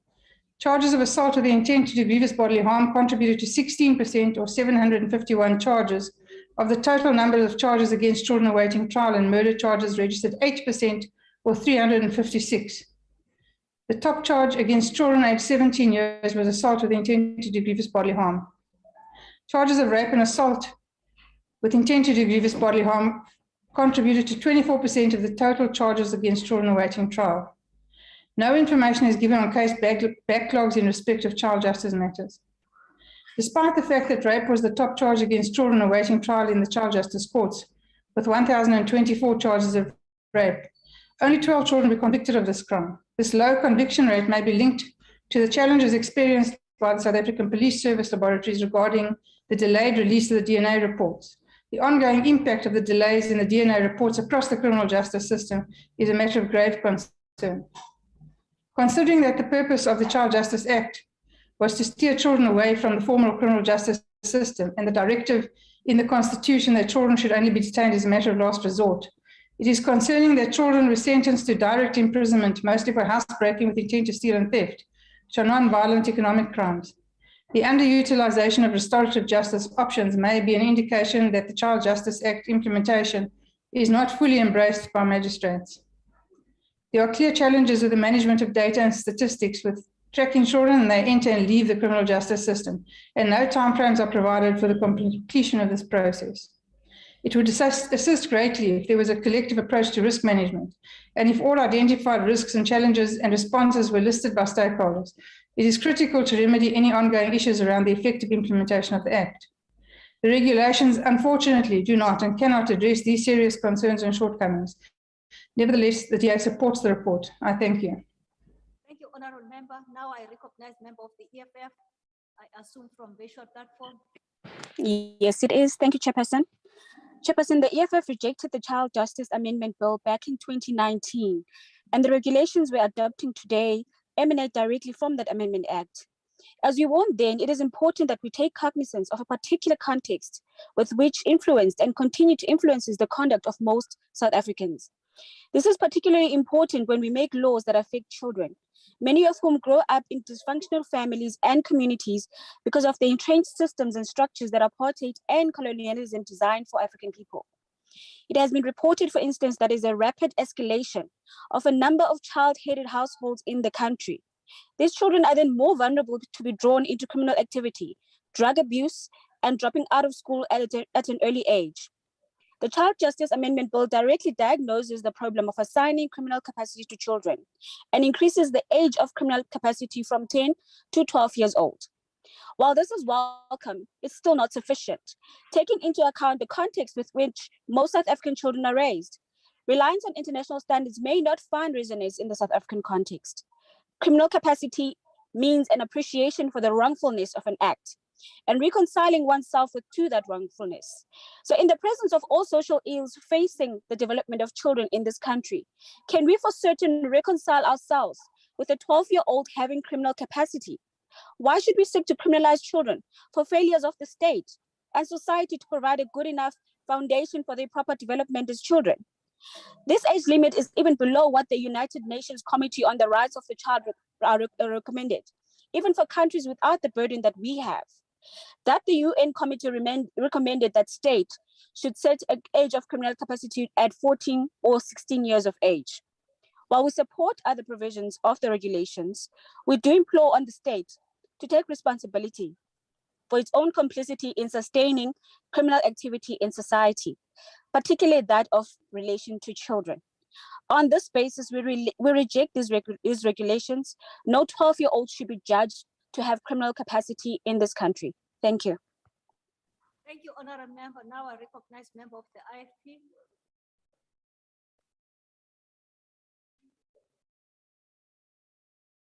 Honorable from the virtual platform IFP. It seems like nobody at the virtual platform. Honorable Singh.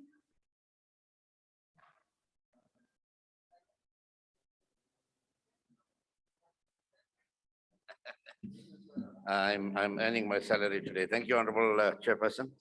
Professor Msimang was supposed to contribute to this debate. On consideration of the report of the Portfolio Committee on the amendments to regulations in terms of the Child Justice Act of 2008, the IFP supports the committee's observations and recommendations. Regulations by their very nature provide for the technical, practical detail of provisions of an act, and it is therefore critical that regulations do not delay the operation of an act. Unfortunately, we often see a delay in the publication of regulations or the failure of a minister to publish regulations as the discretionary power is not exercised, which really hinders the operation of the act. It is therefore critical that these regulations must be carefully drafted with clarity and should ideally come into operation simultaneously with the empowering provision in the act. As we understand, Honorable Chairperson, the Child Justice Amendment Act of 2019 intends to amend the Child Justice Act of 2008 to regulate the minimum age of criminal capacity of a child, the decision to prosecute a child, and to further regulate the proof of criminal capacity of a child. The Child Justice Amendment Act of 2019, although assented to, has not yet come into operation, and the date of operation is to be fixed by the President. It is necessary to accordingly amend the regulations published in terms of Section 97(2) of the Child Justice Act of 2008 to align with the changes brought by the Child Justice Amendment Act. Amendments to the regulations were accordingly tabled in February 2022 and referred to the Portfolio Committee, and the Amendment Act will come into play now with the regulations, and the IFP agrees with the Portfolio Committee's recommendations that the National Assembly approves the amendments to the regulations to the Child Justice Act. In conclusion, it is vital that these amendments to the regulation be passed urgently so as not to delay the operation of the Act, which provides critical amendments to the Child Justice Act. The IFP accepts the report. Thank you. Thank you, Honorable Member. Now we shall proceed. I recognize member of the FF Plus. Thank you, Honorable House Chair. Criminal justice system for children who are in conflict with the law and who are accused from committing offenses is unfortunately a given reality. Children should be treated with special care considering the background or upbringing and individual needs or circumstances. The Freedom Front Plus welcomes the consequential amendments to the regulations. Chair, the question however remains whether the amendments will be sufficient. The Freedom Front Plus will however support the bill. Thank you, Honorable Chair. Thank you very much, Honorable Member. I recognize the member of ACDP. Thank you, House Chair. House Chair, the ACDP played a key role in the drafting of the Child Justice Act, which was and is a groundbreaking piece of legislation.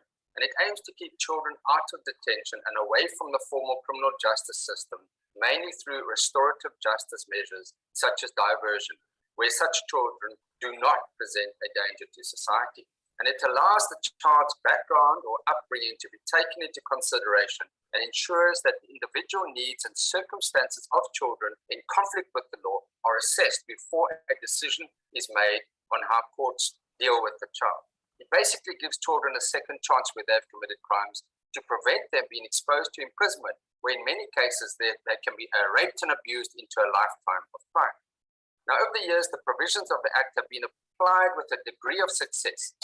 Lessons have been learned, however, resulting in various amendments, including those passed in 2019 to increase the minimum age of criminal capacity and to retain the rebuttable presumption for children who are older than 12 years but younger than 14 years. And the regulations being considered today are largely of a technical nature, which have been dealt with by previous speakers. Now, the Amendment Act has not come into operation, and it is envisaged that the draft regulations will come into operation on the same date. Therefore, once Parliament has approved the amendments to the regulations, a commencement date for the Amendment Act can be determined. May I also, in conclusion, to say that Parliament's required approval of these regulations illustrates that it is totally acceptable and in no way an infringement on executive power, as well as argued earlier in the rejection of the Disaster Management Amendment Bill. It all depends on what the Act states regarding regulations, and in this case, the Act requires the regulations to be tabled and passed by Parliament before they come into operation. The ACDP supports this report. I thank you. Thank you, Honourable Member. Now I recognize the member of the UDM. UDM supports the report, Chair. Thank you. Thank you very much. I recognize member of the Honourable Member ATM. We shall proceed. Honourable Member of the Good. House Chair, we support the report. Thank you. Thank you. Honourable Member of the NFP. We shall proceed. Honourable members, I recognize Honourable Member of the AIC.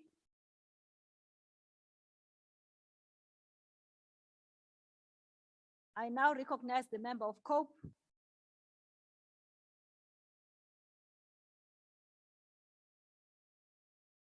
Honourable member of the PAC. The PAC supports the report, Honourable Chair. Thank you very much, honourable members. We shall proceed. Honourable member of Altama. Honourable Hendricks. I now, honourable members, recognize the member of the ANC. ANC. Thank you, Honourable Chairperson. Members of the executive and the legislature, comrades and friends on various platforms watching today, good afternoon.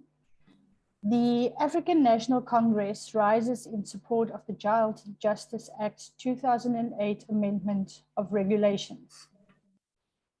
As we commemorate Youth Month, we remember the sacrifices of the youth of 1976.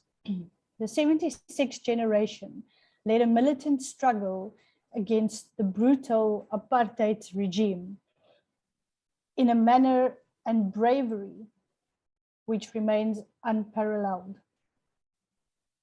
The Young Lions generation made South Africa ungovernable and incubated energy to the struggle for liberation, leaving the apartheid regime with no option but to negotiate. We salute their bravery and courage. Chairperson, the Child Justice Act 75 of 2008 seeks to establish a criminal justice system for children who are in conflict with the law and are accused of committing offenses in accordance with the values underpinning the Constitution and the international obligations of the Republic.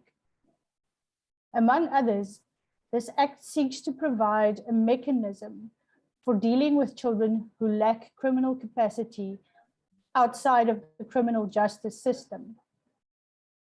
The changes to the regulations are intended to bring same in line with the Child Justice Amendment Act of 2019, which amended the Child Justice Act of 2008. The most important provision of the Amendment Act is to raise the minimum age of criminal capacity from 10 to 12 years of age. The amendment also provides for assessing criminal capacity at a later stage, instead of it being done by the inquiry magistrate. It would now be done by the Child Justice Court, that the Director General of Health must compile and keep an annual list of psychiatrists and psychologists who are prepared to conduct criminal capacity assessments. The amendments include the increase of the minimum age of criminal capacity from the age of 10 to 12. The rebuttal presumption is retained for children who are older than 12 years but younger than 14. And then there are some technical amendments. The manner of dealing with a child, depending on the age of the child, from the time of arrest to assessment, preliminary inquiry, and until trial at the Child Justice Court. The removal of the requirement that prosecutors must consider the cognitive ability of children when determining whether or not to prosecute a child, since they are not equipped to do so. That the criminal capacity of a child will only be addressed during a plea and trial in a child justice court and not during the preliminary inquiry and for diversion purposes. And to prohibit a magistrate to dispense with a pre-sentence report where the court may impose a sentence involving compulsory residence in a child and youth care center or imprisonment. Chairperson, our children are the rock on which our future will be built. Our greatest asset as a nation.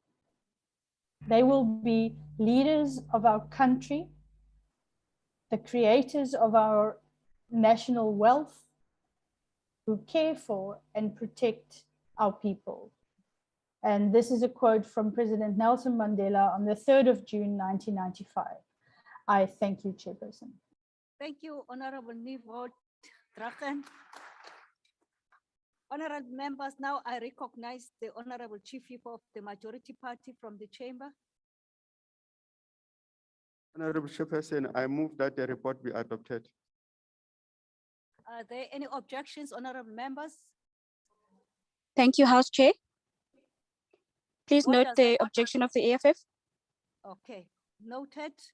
Thank you. Accordingly, then the motion agreed to. Honorable members, I shall now request the secretary to read the 7th order of the day. Consideration of request for approval by Parliament of African Charter on Statistics in terms of Section 231, brackets 2 of Constitution 1996. Thank you. I will now call upon Honorable James from the virtual platform. Honorable James Jojo. Thank you, Honorable House Chair, honorable members. The African Charter on Statistics was adopted at the 12th Ordinary Session of the Assembly of Heads of States and Government of the African Union in Addis Ababa, Ethiopia on the 3rd of February, 2009. The purpose of this groundbreaking elaborative work by the Executive Council of the African Union to request for the development of the Common Charter was to address huge policy gaps regarding reliable statistics. There are still glaring policy gaps that exist between the supply and demand for reliable statistical information to integrate the African agenda for common challenges and solutions to address them. As a consequence to this challenge, the need to endorse the Charter was addressed, which led to the adoption of the strategy for the harmonization of statistics in Africa. The intention of parties to this Charter's statistical methodologies and processes used to gather such statistics should be congruent to member states' statistical legislation or any legislation of that particular state. That does not mean that methodologies and processes should at all costs be similar in all states. We are aware that statistical methodologies and processes should conform to benchmark standards of collective reliability and authentic statistics. This serves to ensure that statistics play a crucial role for governments in Africa to understand the performance of the economy towards gross domestic product growth or stagnancy. Statistics help government to determine whether or not the labor market caters for the demands of the economy, as well as whether or not all elements of the planning system are helping towards addressing the demands of the population and societies.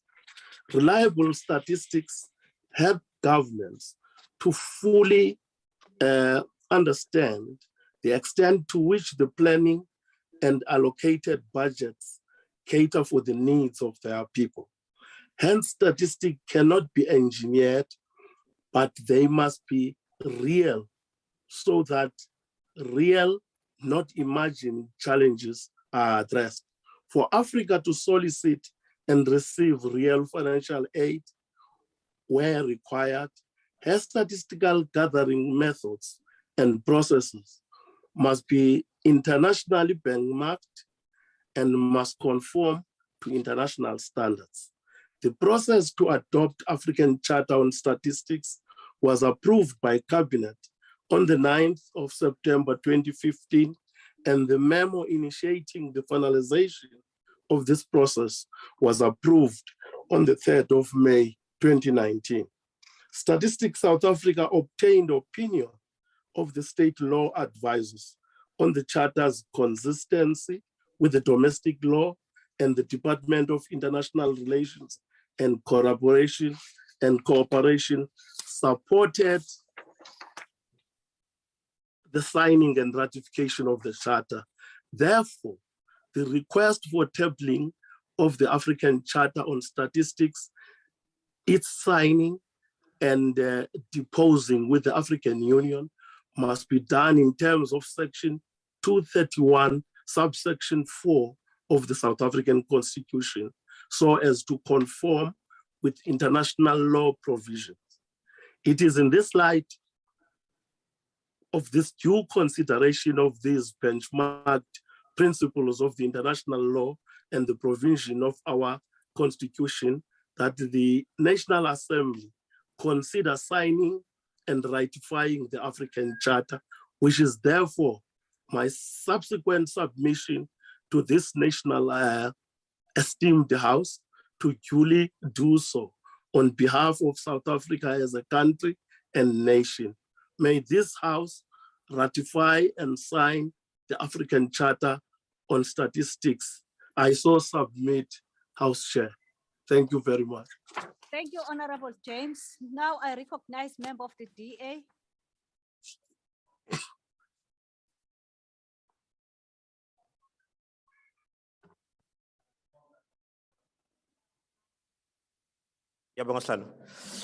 The African Charter on Statistics was adopted by the African Union for the purpose of having a framework for addressing the huge gaps that still exist on the continents between the supply and demand for statistical information that is needed for socio-economic developments and for the African integration agenda.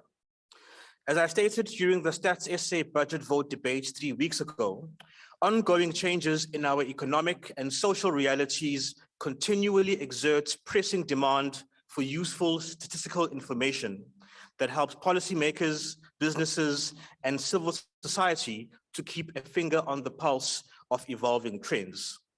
In particular, more detailed statistics are needed, and they are required more frequently if policies are to be responsive and effective. Meeting this increased demand for high quality statistics will thus require more innovation, partnership building, and adequate funding so that we avoid the shambles that happened with the 2022 census, with its poor planning, operational delays, glitches with online functionality, under-resourcing and under-counting, especially in the Western Cape.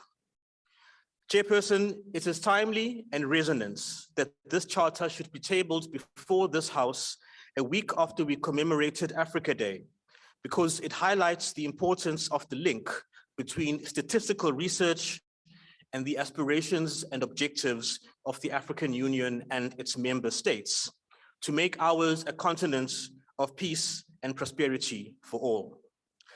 As my colleague, the Honorable Masango, said during her Africa Day debate speech at this podium, we wish to see the problems of hunger, conflicts, and corruption on the continent be replaced by abundance, peace, and justice.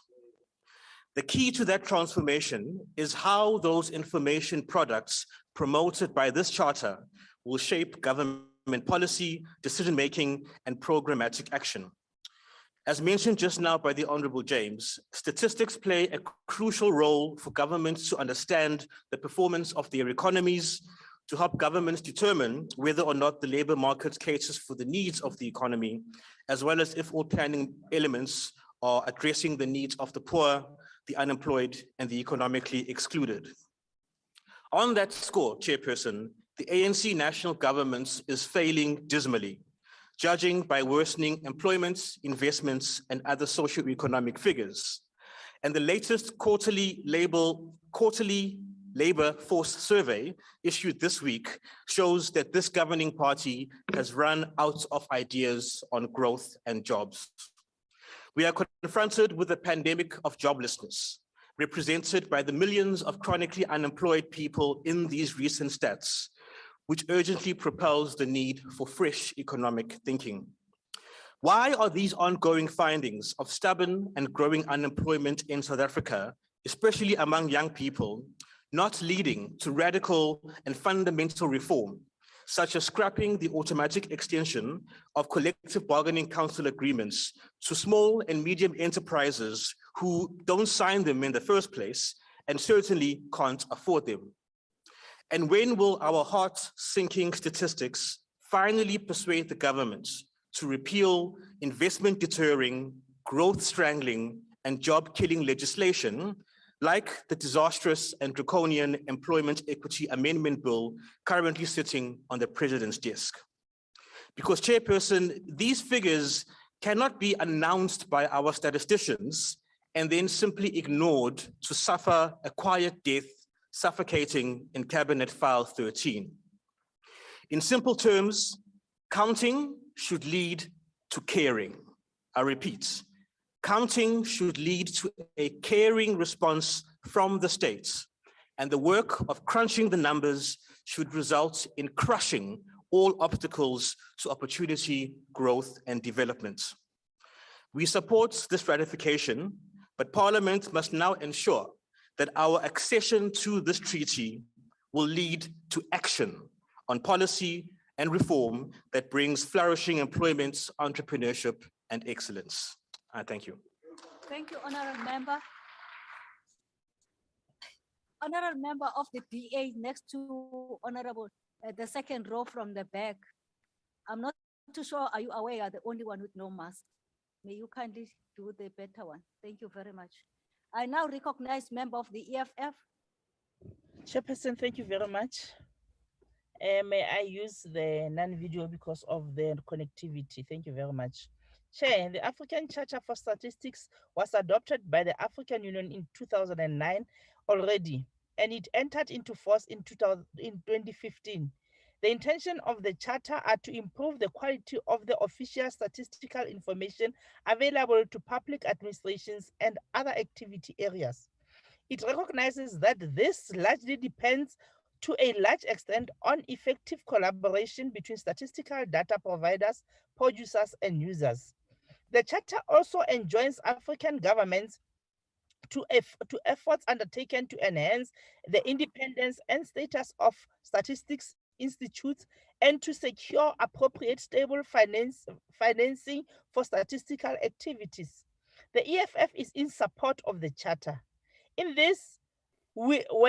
this were to be taken seriously by African governments, it would make the work of integrating African economies much more streamlined and easier. We also urge all African governments to conduct a thorough audit of the natural resources they have and who has vested interest in all these resources. There must be a proper population statistics reflecting levels of development, of income, of poverty, and of growth indicators. We therefore support the establishment of the African Statistical Systems, which according to the Charter is a partnership composed of national statistical systems, data providers, producers and users, statistics research and training institutes, and statistics coordination bodies, etc. Statistics units in the regional economic communities, regional statistics organization, regional training centers, statistics units of continental organizations, and coordination bodies at continental level. South African states must play a pivotal role in assisting the development of credible statistical data for the rest of the continent, and that this data must be scientifically rigorous, free of political manipulation, and paint the true picture of African development across all the sectors. We are therefore in support of the Charter, Chairperson, and thank you very much. Thank you, Honorable Member. Now I recognize Honorable Singh of the IFP. Thank you very much, Honorable Chairperson. Honorable Chairperson, the Africa Charter on Statistics is an important agreement for charting the development of Africa in general and South Africa in particular. Africa's role and integration in the world has long been diminished through the poor attention paid to understanding the people of the continent. Africa provides the rest of the world with the most precious and expensive resources. On the other hand, Africa remains one of the poorest continents in the world. In fact, a study undertaken in 2017 indicated that $134 billion entered the continent, mainly in the form of loans, foreign investment, and aid. However, some $192 billion was taken out, mainly in profits made by foreign companies who are tax dodging and the cost of adapting to climate change. Africa was found to suffer a net deficit of $58 billion a year. This, Honorable Chairperson, presents a problem for us. When Africa as a continent is being robbed of its wealth, which is needed for the beneficiation of its people. Whilst we share common challenges of development, we also share the common ills of weak governance, poverty, inequality, lack of political will, and corruption. Therefore, the importance of statistics in this regard are to quantify the development needs of each community residing in Africa. We need to understand what is available to the continent in terms of resources and how these resources can be extracted and refined for the development of GDP per country against the needs of their inhabitants. In conclusion, Honorable Chairperson, in South Africa, for example, our diamonds and platinum and gold are extracted, then sent overseas for refining and then sold back to us. Why is this still the case? Government invests billions of rand into education and skills development, yet we rely on other countries to sell our refined products back to us. This must be addressed with the use of statistical data in order to benefit the development of South Africa and Africa. The IFP supports the request for this approval. Thank you, Chair. Thank you, Honorable Member. Now I recognize the member of the FF Plus. Thank you, Chairperson. No declaration from us. Thank you. I recognize member of the ACDP. Honorable House Chairperson, the ACDP acknowledges that statistical knowledge helps governments use the proper methods to collect data, employ the correct analysis, and effectively present the results. Statistics is a crucial process behind how we make discoveries in science, making decisions based on data, and enables us to make predictions. Furthermore, the ACDP is aware that the African Charter on Statistics is guided by member states' unambiguous and shared vision on the treaty establishing the African Economic Community adopted in Abuja, Nigeria in 1991, with the aim of promoting economic, social, cultural, and self-sustained development, as well as an integration of African economies. Jinping, the former president of the United Nations General Assembly, said, and I quote, "The use of harmonized and reliable statistics in all fields of political, social, economic, and cultural activity is recommended for the monitoring of the implementation of the ongoing integration process in the continent on which African states embarked several years back. Although there's been significant progress in Africa's statistical systems over the last few years with the advent of several initiatives, it should be pointed out that there's an immense gap between the supply and demand for statistical information needed for development and for the African integration process. For the moment, quality and statistical data produced by the African statistical system is virtually inexistent. Mr. Ping further stated, it is to remedy this shortfall, which is a setback to Africa's integration and development processes, that the decision-making organs of the African Union took the historic step to call for the elaboration on the African Charter on Statistics, which will serve not only as a legal instrument to regulate statistical activity, but also as a tool for advocacy and the development of statistics in Africa. Honorable House Chair, in supporting the recommendation in this report, the ACDP asserts that of all the challenges Africa faces, the number one challenge is a challenge of poor leadership. Like South Africa, Africa is not without moral, ethical, upright, and intelligent servant leaders. The African electorate must learn to choose these leaders rather than the corrupt, immoral, self-serving leaders of political parties. The African Charter on Statistics has the potential to assist the electorate in making these wise and informed choices. I thank you. Thank you, Honorable Member. Your future is very dim. I now recognize the member of the UDM. Chairperson, we support the charter and the report. Thank you. Thank you very much, Honorable Member. Honorable Member of ATM. We shall proceed, Honorable Members. I recognize member of Good. Chairperson, we have no declaration. Thank you. Thank you very much. I recognize member of the NFP. We shall proceed. I recognize member of the AIC. We shall proceed, Honorable Member of COPE.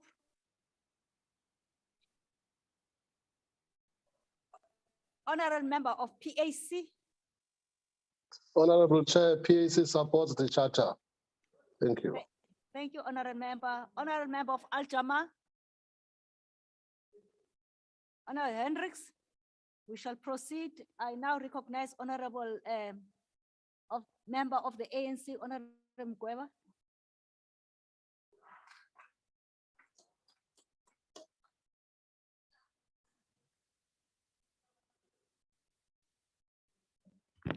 Thank you very much, House Chair.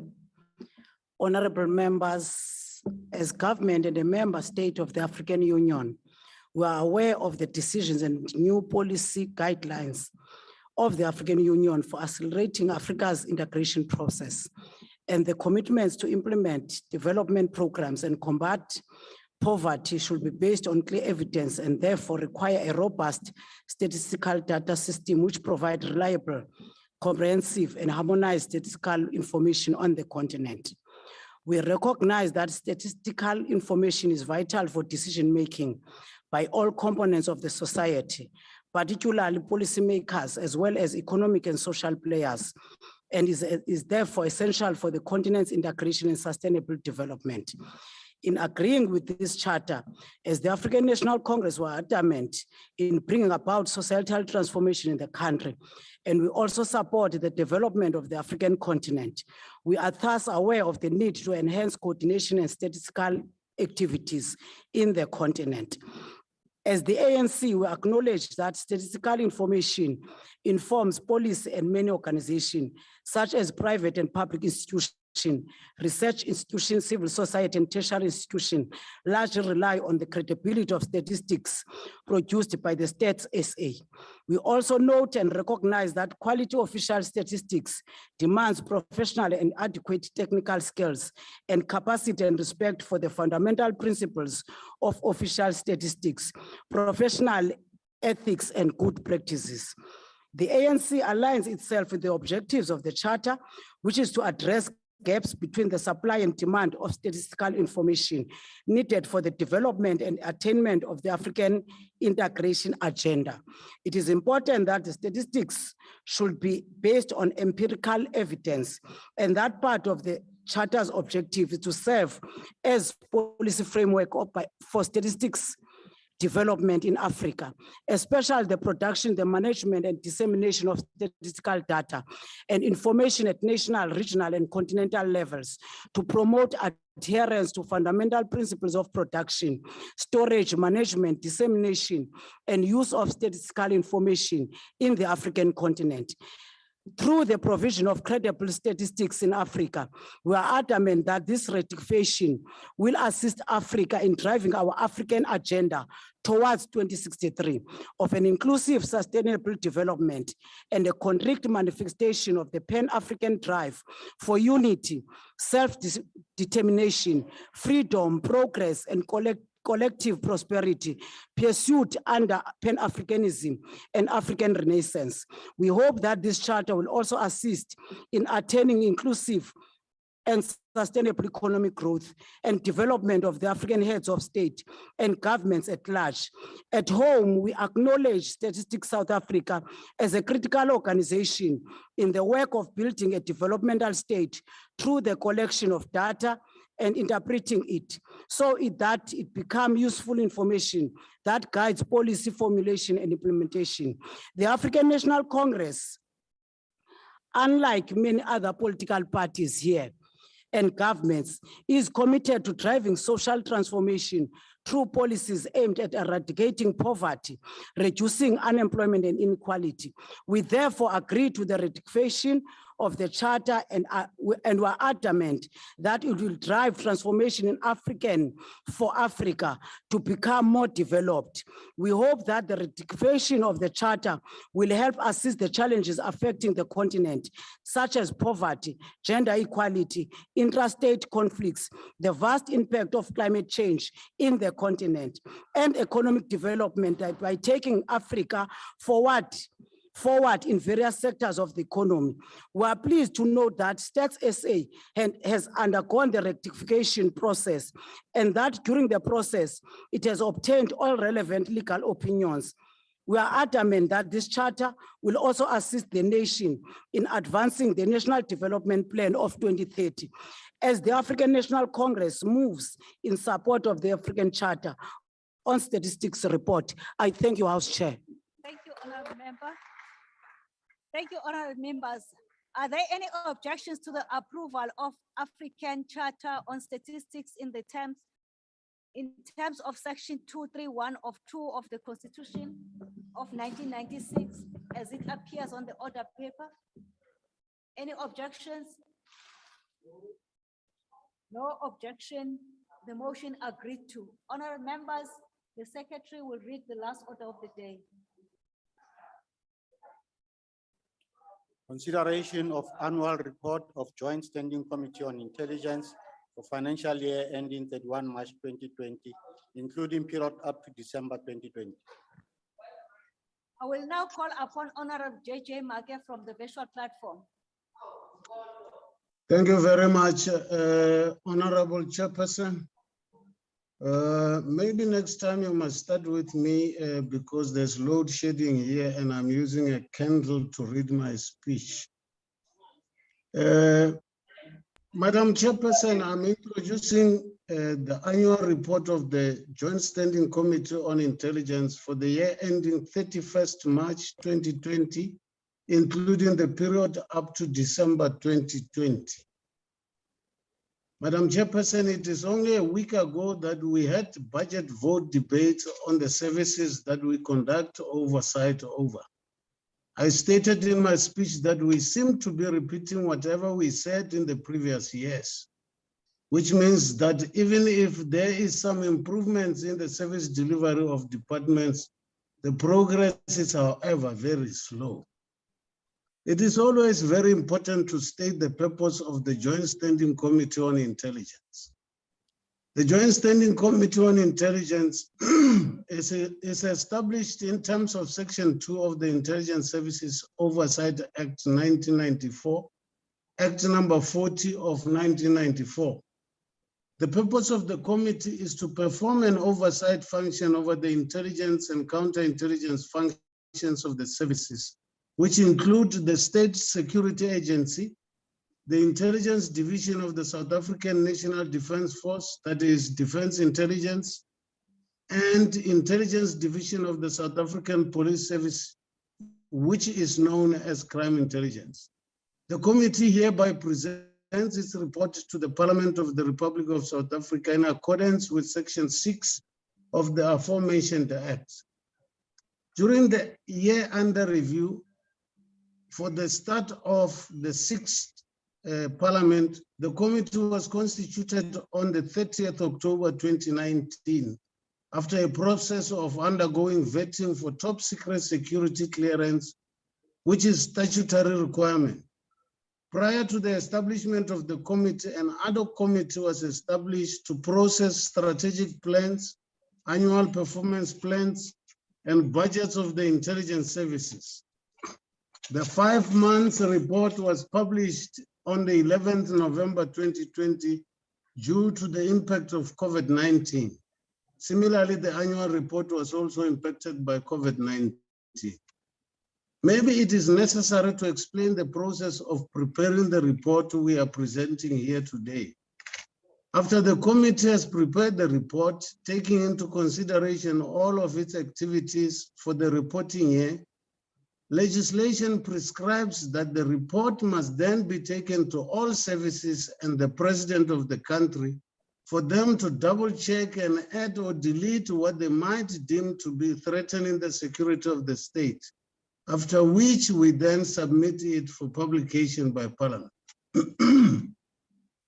The committee also deals with, amongst others, the Auditor General's reports of all services, the certificates of all services prepared by the Office of the Inspector General of Intelligence, the Financial Intelligence Center, the OIC, and the Interception Charge. The committee will admit that all is not well in the services, maybe with the exception of the Defense Intelligence. In their report, our predecessors wrote, I quote, "The committee made a case for the reconstruction of the State Security Agency, given the many weaknesses within the entity which the Joint Standing Committee on Intelligence became aware. The President, in his response, indicated that he also had received a full briefing on those matters and had already taken a position that it was necessary to rebuild the state security. He would therefore sooner rather than later appoint a panel of experts to do an exhaustive assessment of the entity and make recommendations on how the reconstruction could be designed." Close quotes. It is now public knowledge that this has been done, and we are now on the implementation stage, with the committee seriously worried about its slowness. Our report therefore focuses on making sure that all the recommendations are speedily implemented, including those that must be implemented by Parliament. The report concludes with specific recommendations for all the services. Among others is for the SSA that the high-level review panel report be implemented without delay, that those that are implicated in financial irregularities be reported to the law enforcement agency, and that consequent management be effected. In relation to crime intelligence, the committee recommended that the vetting backlog must be eradicated. Honorable Marke, your time is up. Thank you very much. We shall proceed. Honorable members. I now recognize any political party wishes to make declaration. The usual times for declarations of vote will apply. Any member from the DA? From the short platform. Thank you, Chairperson. This is a report for the year before last, and that still leaves the committee activities for the whole of 2021 to March 2022 as yet unaccounted for before this House. If you had the opportunity to listen to last week's budget speeches, you'd know that our primary mandate as the JSCI is to perform oversight over the intelligence and counterintelligence functions of the three services, the State Security Agency, Defence and Crime Intelligence. We also meet with, amongst others, the AG, the Audit and Risk Committee and the Inspector General of Intelligence, whose term is now expired with no replacement in sight. The meetings are closed, no laptops or phones are allowed into the meetings, nor any handwritten notes removed from the meeting room. There have, to my knowledge, never been leaks from the JSCI, unlike the veritable torrent of information which hits the headlines from the SSA, CI, and even DI, from either those desperate to spill the beans or alternatively to bury someone who is about to spill the beans. Yet the high-level review panel report said this committee suffered from excessive secrecy. Virtually nothing is released to the media. There are no updates, total radio silence on work done by people who are paid to do it. And that inevitably engenders suspicion in relation to our activities. Since the start of this 5-year term, this committee, after a very, very long wait for our vetting to be completed, finally found its feet and now sits sometimes 3 or 4 times a week. Unlike previous terms, we've had a single chairperson, although bizarrely, any illness on his part means everything just stops. The legislation doesn't allow for a deputy, and indeed, besides that, is totally out of date in terms of various entities being realigned from the Zuma year deformities. But all efforts to update the legislation have seemingly been stonewalled. One of the major frustrations is that it's extremely difficult to reach a quorum, added to which the actual issues raised and reported are rarely dealt with by the departments, and the recommendations detailed in this report seem to be considered to be of interest rather than instructions from Parliament. This committee is known mostly for delays, meetings cancelled without notice, ministers who have what they consider to be more important things to do than come before the committee, departments that arrive unprepared and without having sent us documentation. That's not reflected in this report. I'm quite convinced that this unprofessional behavior arises from the fact that there's no media coverage and that we're forced to stay silent about our outrage at the shabby treatment we so often receive. This is a situation all committee members spoke about openly during our budget debates. While some of the long vacant positions have been filled, today a whole investigation is ongoing into that, especially considering some were brought back from suspension and promoted. Once again, it seems a minister has overstepped, but she's gone off to pastures new, so as ever, we'll see zero consequences. As you see, the SSA had a key role to play in cyberspace protection, yet even the president's information has been compromised, so that hardly fills one with confidence. The SSA also claimed there would be capacitation of the Economic Intelligence Unit to be able to play a key role in economic development. Well, what a success that has been. There's a shopping list of combating organized crime, yet how many kingpins have been jailed? What you will see is that the SSA was found to have been involved in matters outside its mandate. For example, its involvement in the matter of the public protector pertaining to the Reserve Bank. Again, zero consequences. While we may not appear on the committee without top secret security clearance, there are people dealing with the most sensitive information in the country, things that don't even come before the committee with no clearance at all. This report covers a period before the apocalyptic Russian invasion of Ukraine, but does touch on the ongoing war in Mozambique and our role there. We were briefed on Project Veza in 2020, and criminal action and asset recovery were listed as priorities. We have yet to see any progress in this regard, which, considering the Zondo Commission revelations, has one asking if we will ever see any criminal action or asset recovery at all. 10 years on, and Richard Mbluli has yet to appear in court for his CI looting. Since the top structure of crime intelligence was unilaterally removed during this time when Head General Jacobs was suspended along with 5 senior colleagues, not a single criminal charge has been laid. This entity was gutted pretty much just in time for last year's riots. Perhaps the new NPC can resurrect something from this conflagration. As for the mysterious and much suspended and much vindicated Robert McBride, anyone know what's happened to him? I certainly don't.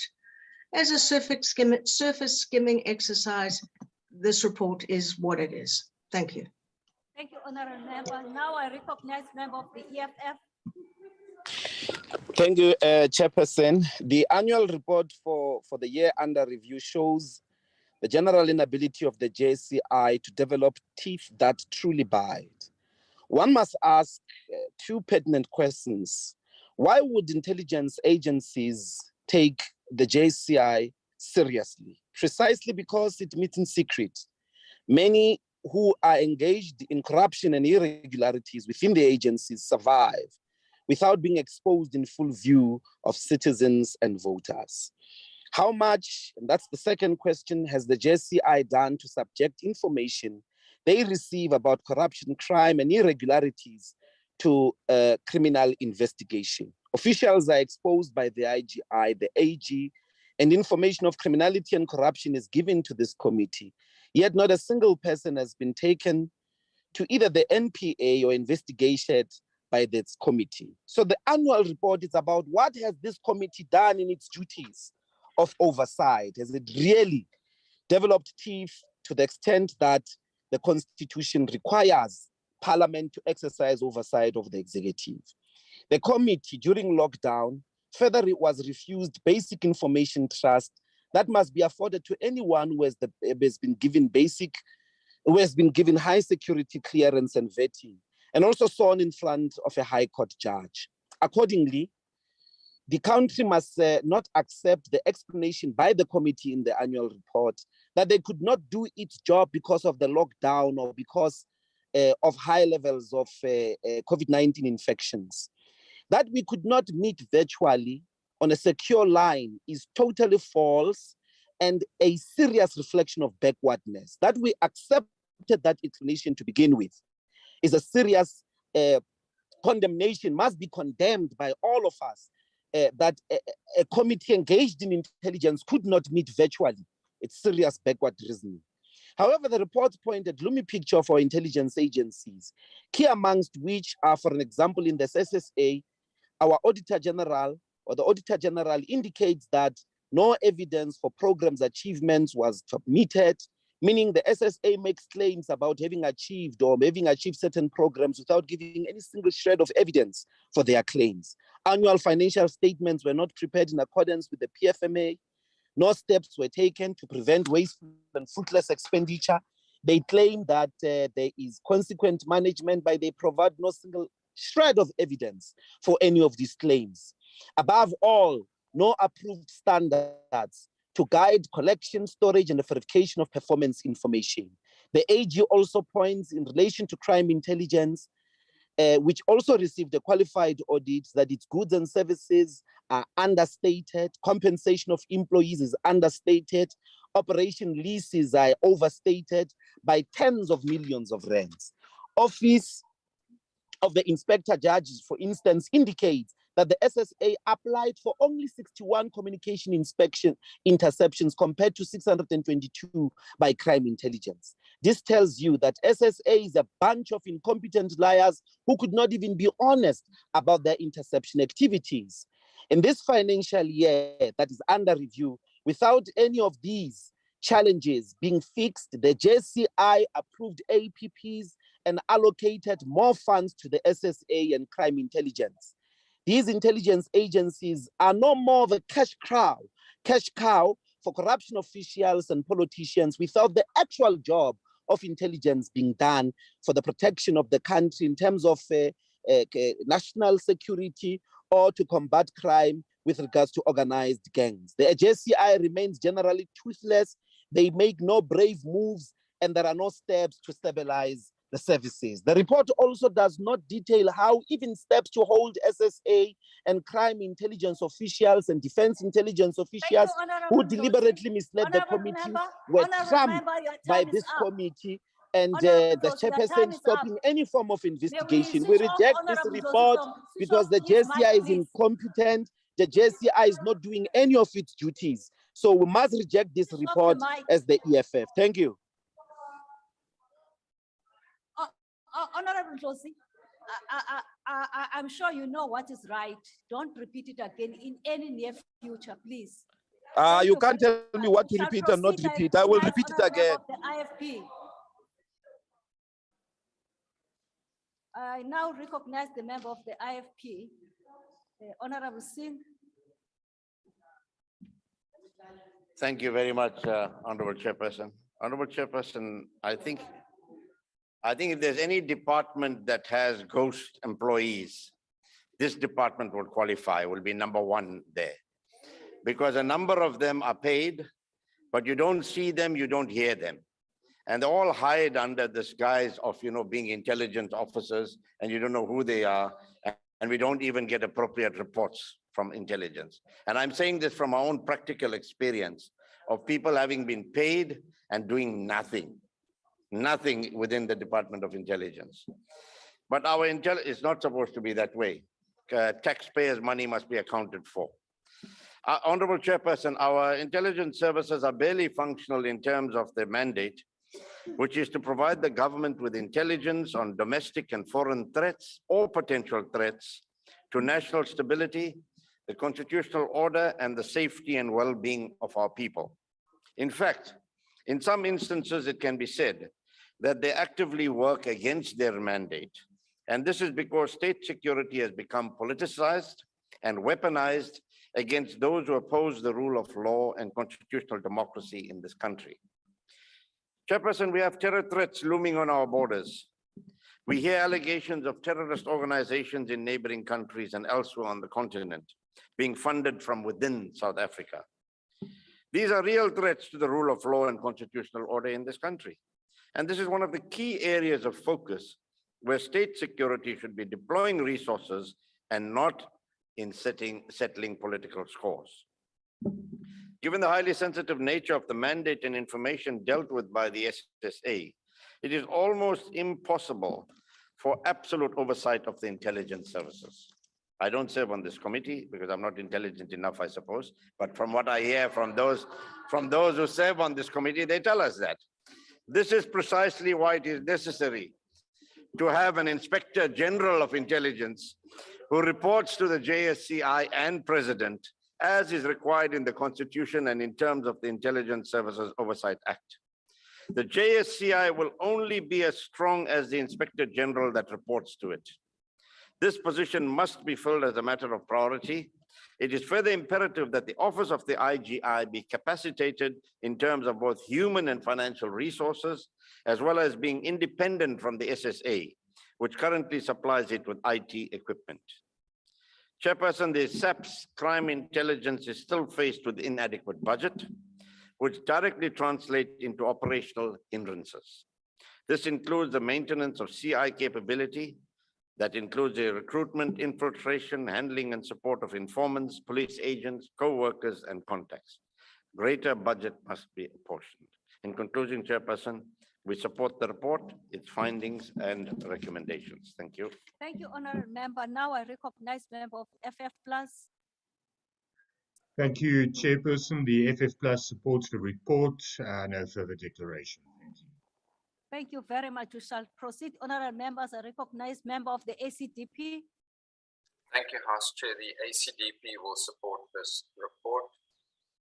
Just to say that the high-level panel on July's rioting did make a very severe indictment about the failure of reliable intelligence and made the recommendation that the urgent need to implement the recommendations of the high-level review panel on state security agency, and had those recommendations been implemented, possibly that unrest and the tragic loss of lives could have been avoided. However, clearly this report deals with the prior period ending 31 March 2020, and we appreciate concerns that have been expressed by other parties in this regard. However, we will support this report. Thank you. Thank you, Honorable Member. Now I recognize Honorable Member of the UDM. I recognize member of the ATM. I recognize member of Good. House Chair, we have no declaration, but we support the report. Thank you. I now recognize the member of the NFP. I recognize member of the AIC. Member of COPE. Honorable member of PAC. Honorable Chair, no declaration from us. Thank you very much. Honorable member of Al-Jama, I recognize you. We shall proceed. I recognize member of the ANC, Honorable Hadebe.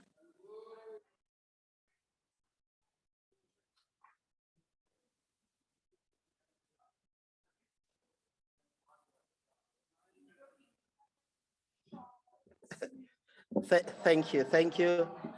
Honorable House Chairperson, Section 199 of the Constitution provides that security services must be structured and regulated by the national legislation. The above section further stipulates that to give effect to the principles of transparency and accountability, multi-party parliamentary committee must have oversight of all security services in the manner determined by the national legislation or rules and order of parliament. In this regard, the Intelligence Services Oversight Act was promulgated to give effect to the constitutional imperative contained under this section.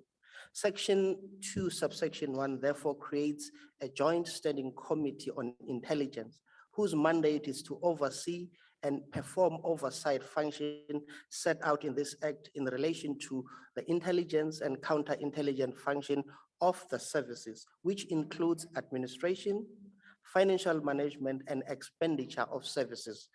Honorable House Chair, by services, we refer to State Security Agency, crime intelligence, and defense intelligence. In terms of Section 2, subsection 1B of the committee, we must report to Parliament on administrative, financial management, and expenditure of services. This must be read in conjunction with Section 3, subsection A, which empowers the committee to obtain the following types of report and report to Parliament. An audit report compiled by the Auditor General in terms of Section 22 of the Public Audit Act, any audit report issued by the financial statement of the services, any report issued by the Auditor General on the affairs of the services. Now, Honorable Chair, following its establishment on October 2019, the committee was seized with activities relating to the reform and services to ensure good governance, accountability, and transparency. Therefore, the context of the work done in 2019-2020 for the State Security Agent was informed by the finding of the high-level review panel. The newly constituted committee had found itself needing to oversee the recommendation made in this panel report. This included, but not limited to, the legislation, policy review. The committee had raised serious concern about the lack of the review of the white paper on intelligence since 1995. On instabilities, vacancy, and vetting of senior management, the committee discovered that senior positions at the State Security Agents were occupied by acting appointments. Since 2018, there was no permanent DG. Vetting backlog was a challenge. At the time, no time frame was provided on the process relating to the President's instruction on the separation of the State Security Agent. Similarly, the committee was concerned with the audited financial statement on crime intelligence, specifically the lack of sufficient evidence provided for the achieved targets in relation to the annual performance plan. The crime intelligence did not ensure that irregular expenditure on sensitive projects were avoided. Some of the deviations were not approved by National Treasury. Honorable House Chair, in the case of defense intelligence, the committee found out RICA judgment was impacting negatively on defense intelligence regarding to bulk surveillance and human resource. Also challenges were identified there. In an attempt to play our meaningful oversight and effective oversight, the committee recommended the following to the services: that the RICA terms of judgment and participation on bulk surveillance, the Joint Standing Committee on Intelligence should liaise with the Portfolio Committee on Justice and Correctional Services in this regard.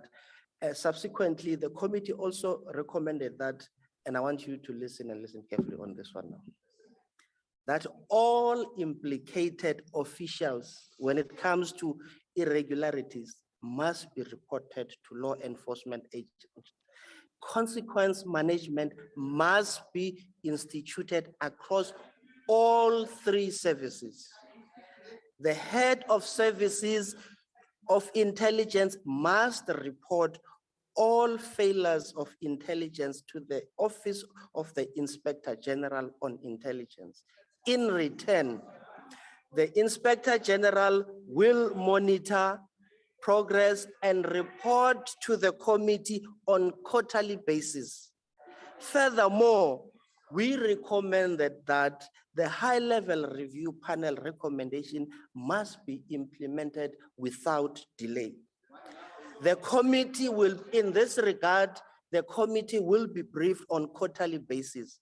We further recommended that all vetting backlog must be eradicated as soon as yesterday. Now, the relocation of the state security agents into precedence is also another step towards the right direction in an attempt to strengthen civilian intelligence environment. And this, in our view, will provide the critical strategic leadership where needed. Similarly, in dealing with instabilities, the appointment of the Ambassador Thembekwayo Majola as the new DG indicates that things are slowly but surely turning towards better. Now, let us give credit where credit is due. If you have an ability and appetite to criticize, when those critiques have been corrected, you must also find it within yourself to give credit where credit is due. The fact that you are called an opposition, it does not mean your only role is to oppose. Now, Honorable Chair, in conclusion, as we enter into the Youth Month, it will be a serious injustice on my part if I were to fail to take this opportunity and salute our fallen martyrs, the young lions of yesteryears, of Vukaibambe, who took upon themselves and vowed to make the apartheid regime ungovernable, the generation that was committed to the attainment of political freedom in their lifetime. When they were faced and confronted with death, they stood firm, remained resolute. And Honorable Chair, how can we forget one of our own when he said, "My blood will nourish the tree that will bear the fruits of freedom." Mama, tell my people I love them. They must continue the fight. I speak of Solomon Kalusha Mahlangu, Anthony Lembede, Mxolisi Mjombozi, Anelem Abimda, Adelaide Tambo, Oliver Tambo, Nelson Rolihlahla Mandela. The list is endless, lest we forget. Their sacrifice shall remain forever indelible in our hearts. Aluta continue. I thank you. Thank you, Honourable Member. Now I recognize the Chief Whip of the Majority Party from the chamber. Chairperson, I move that the report be adopted. Thank you very much. The motion is that adopted. I put the question to the House. The motion agreed to. Honourable members, that concludes the House business Chair, of the day, and House the Chair, House is- House Chair, House Chair. I've just adjourned the House. No, you have moved too quickly. Please note the objection of the EFF. Noted. Honourable members, the objection of the EFF shall be recorded. That concludes the business of the day. The House is adjourned.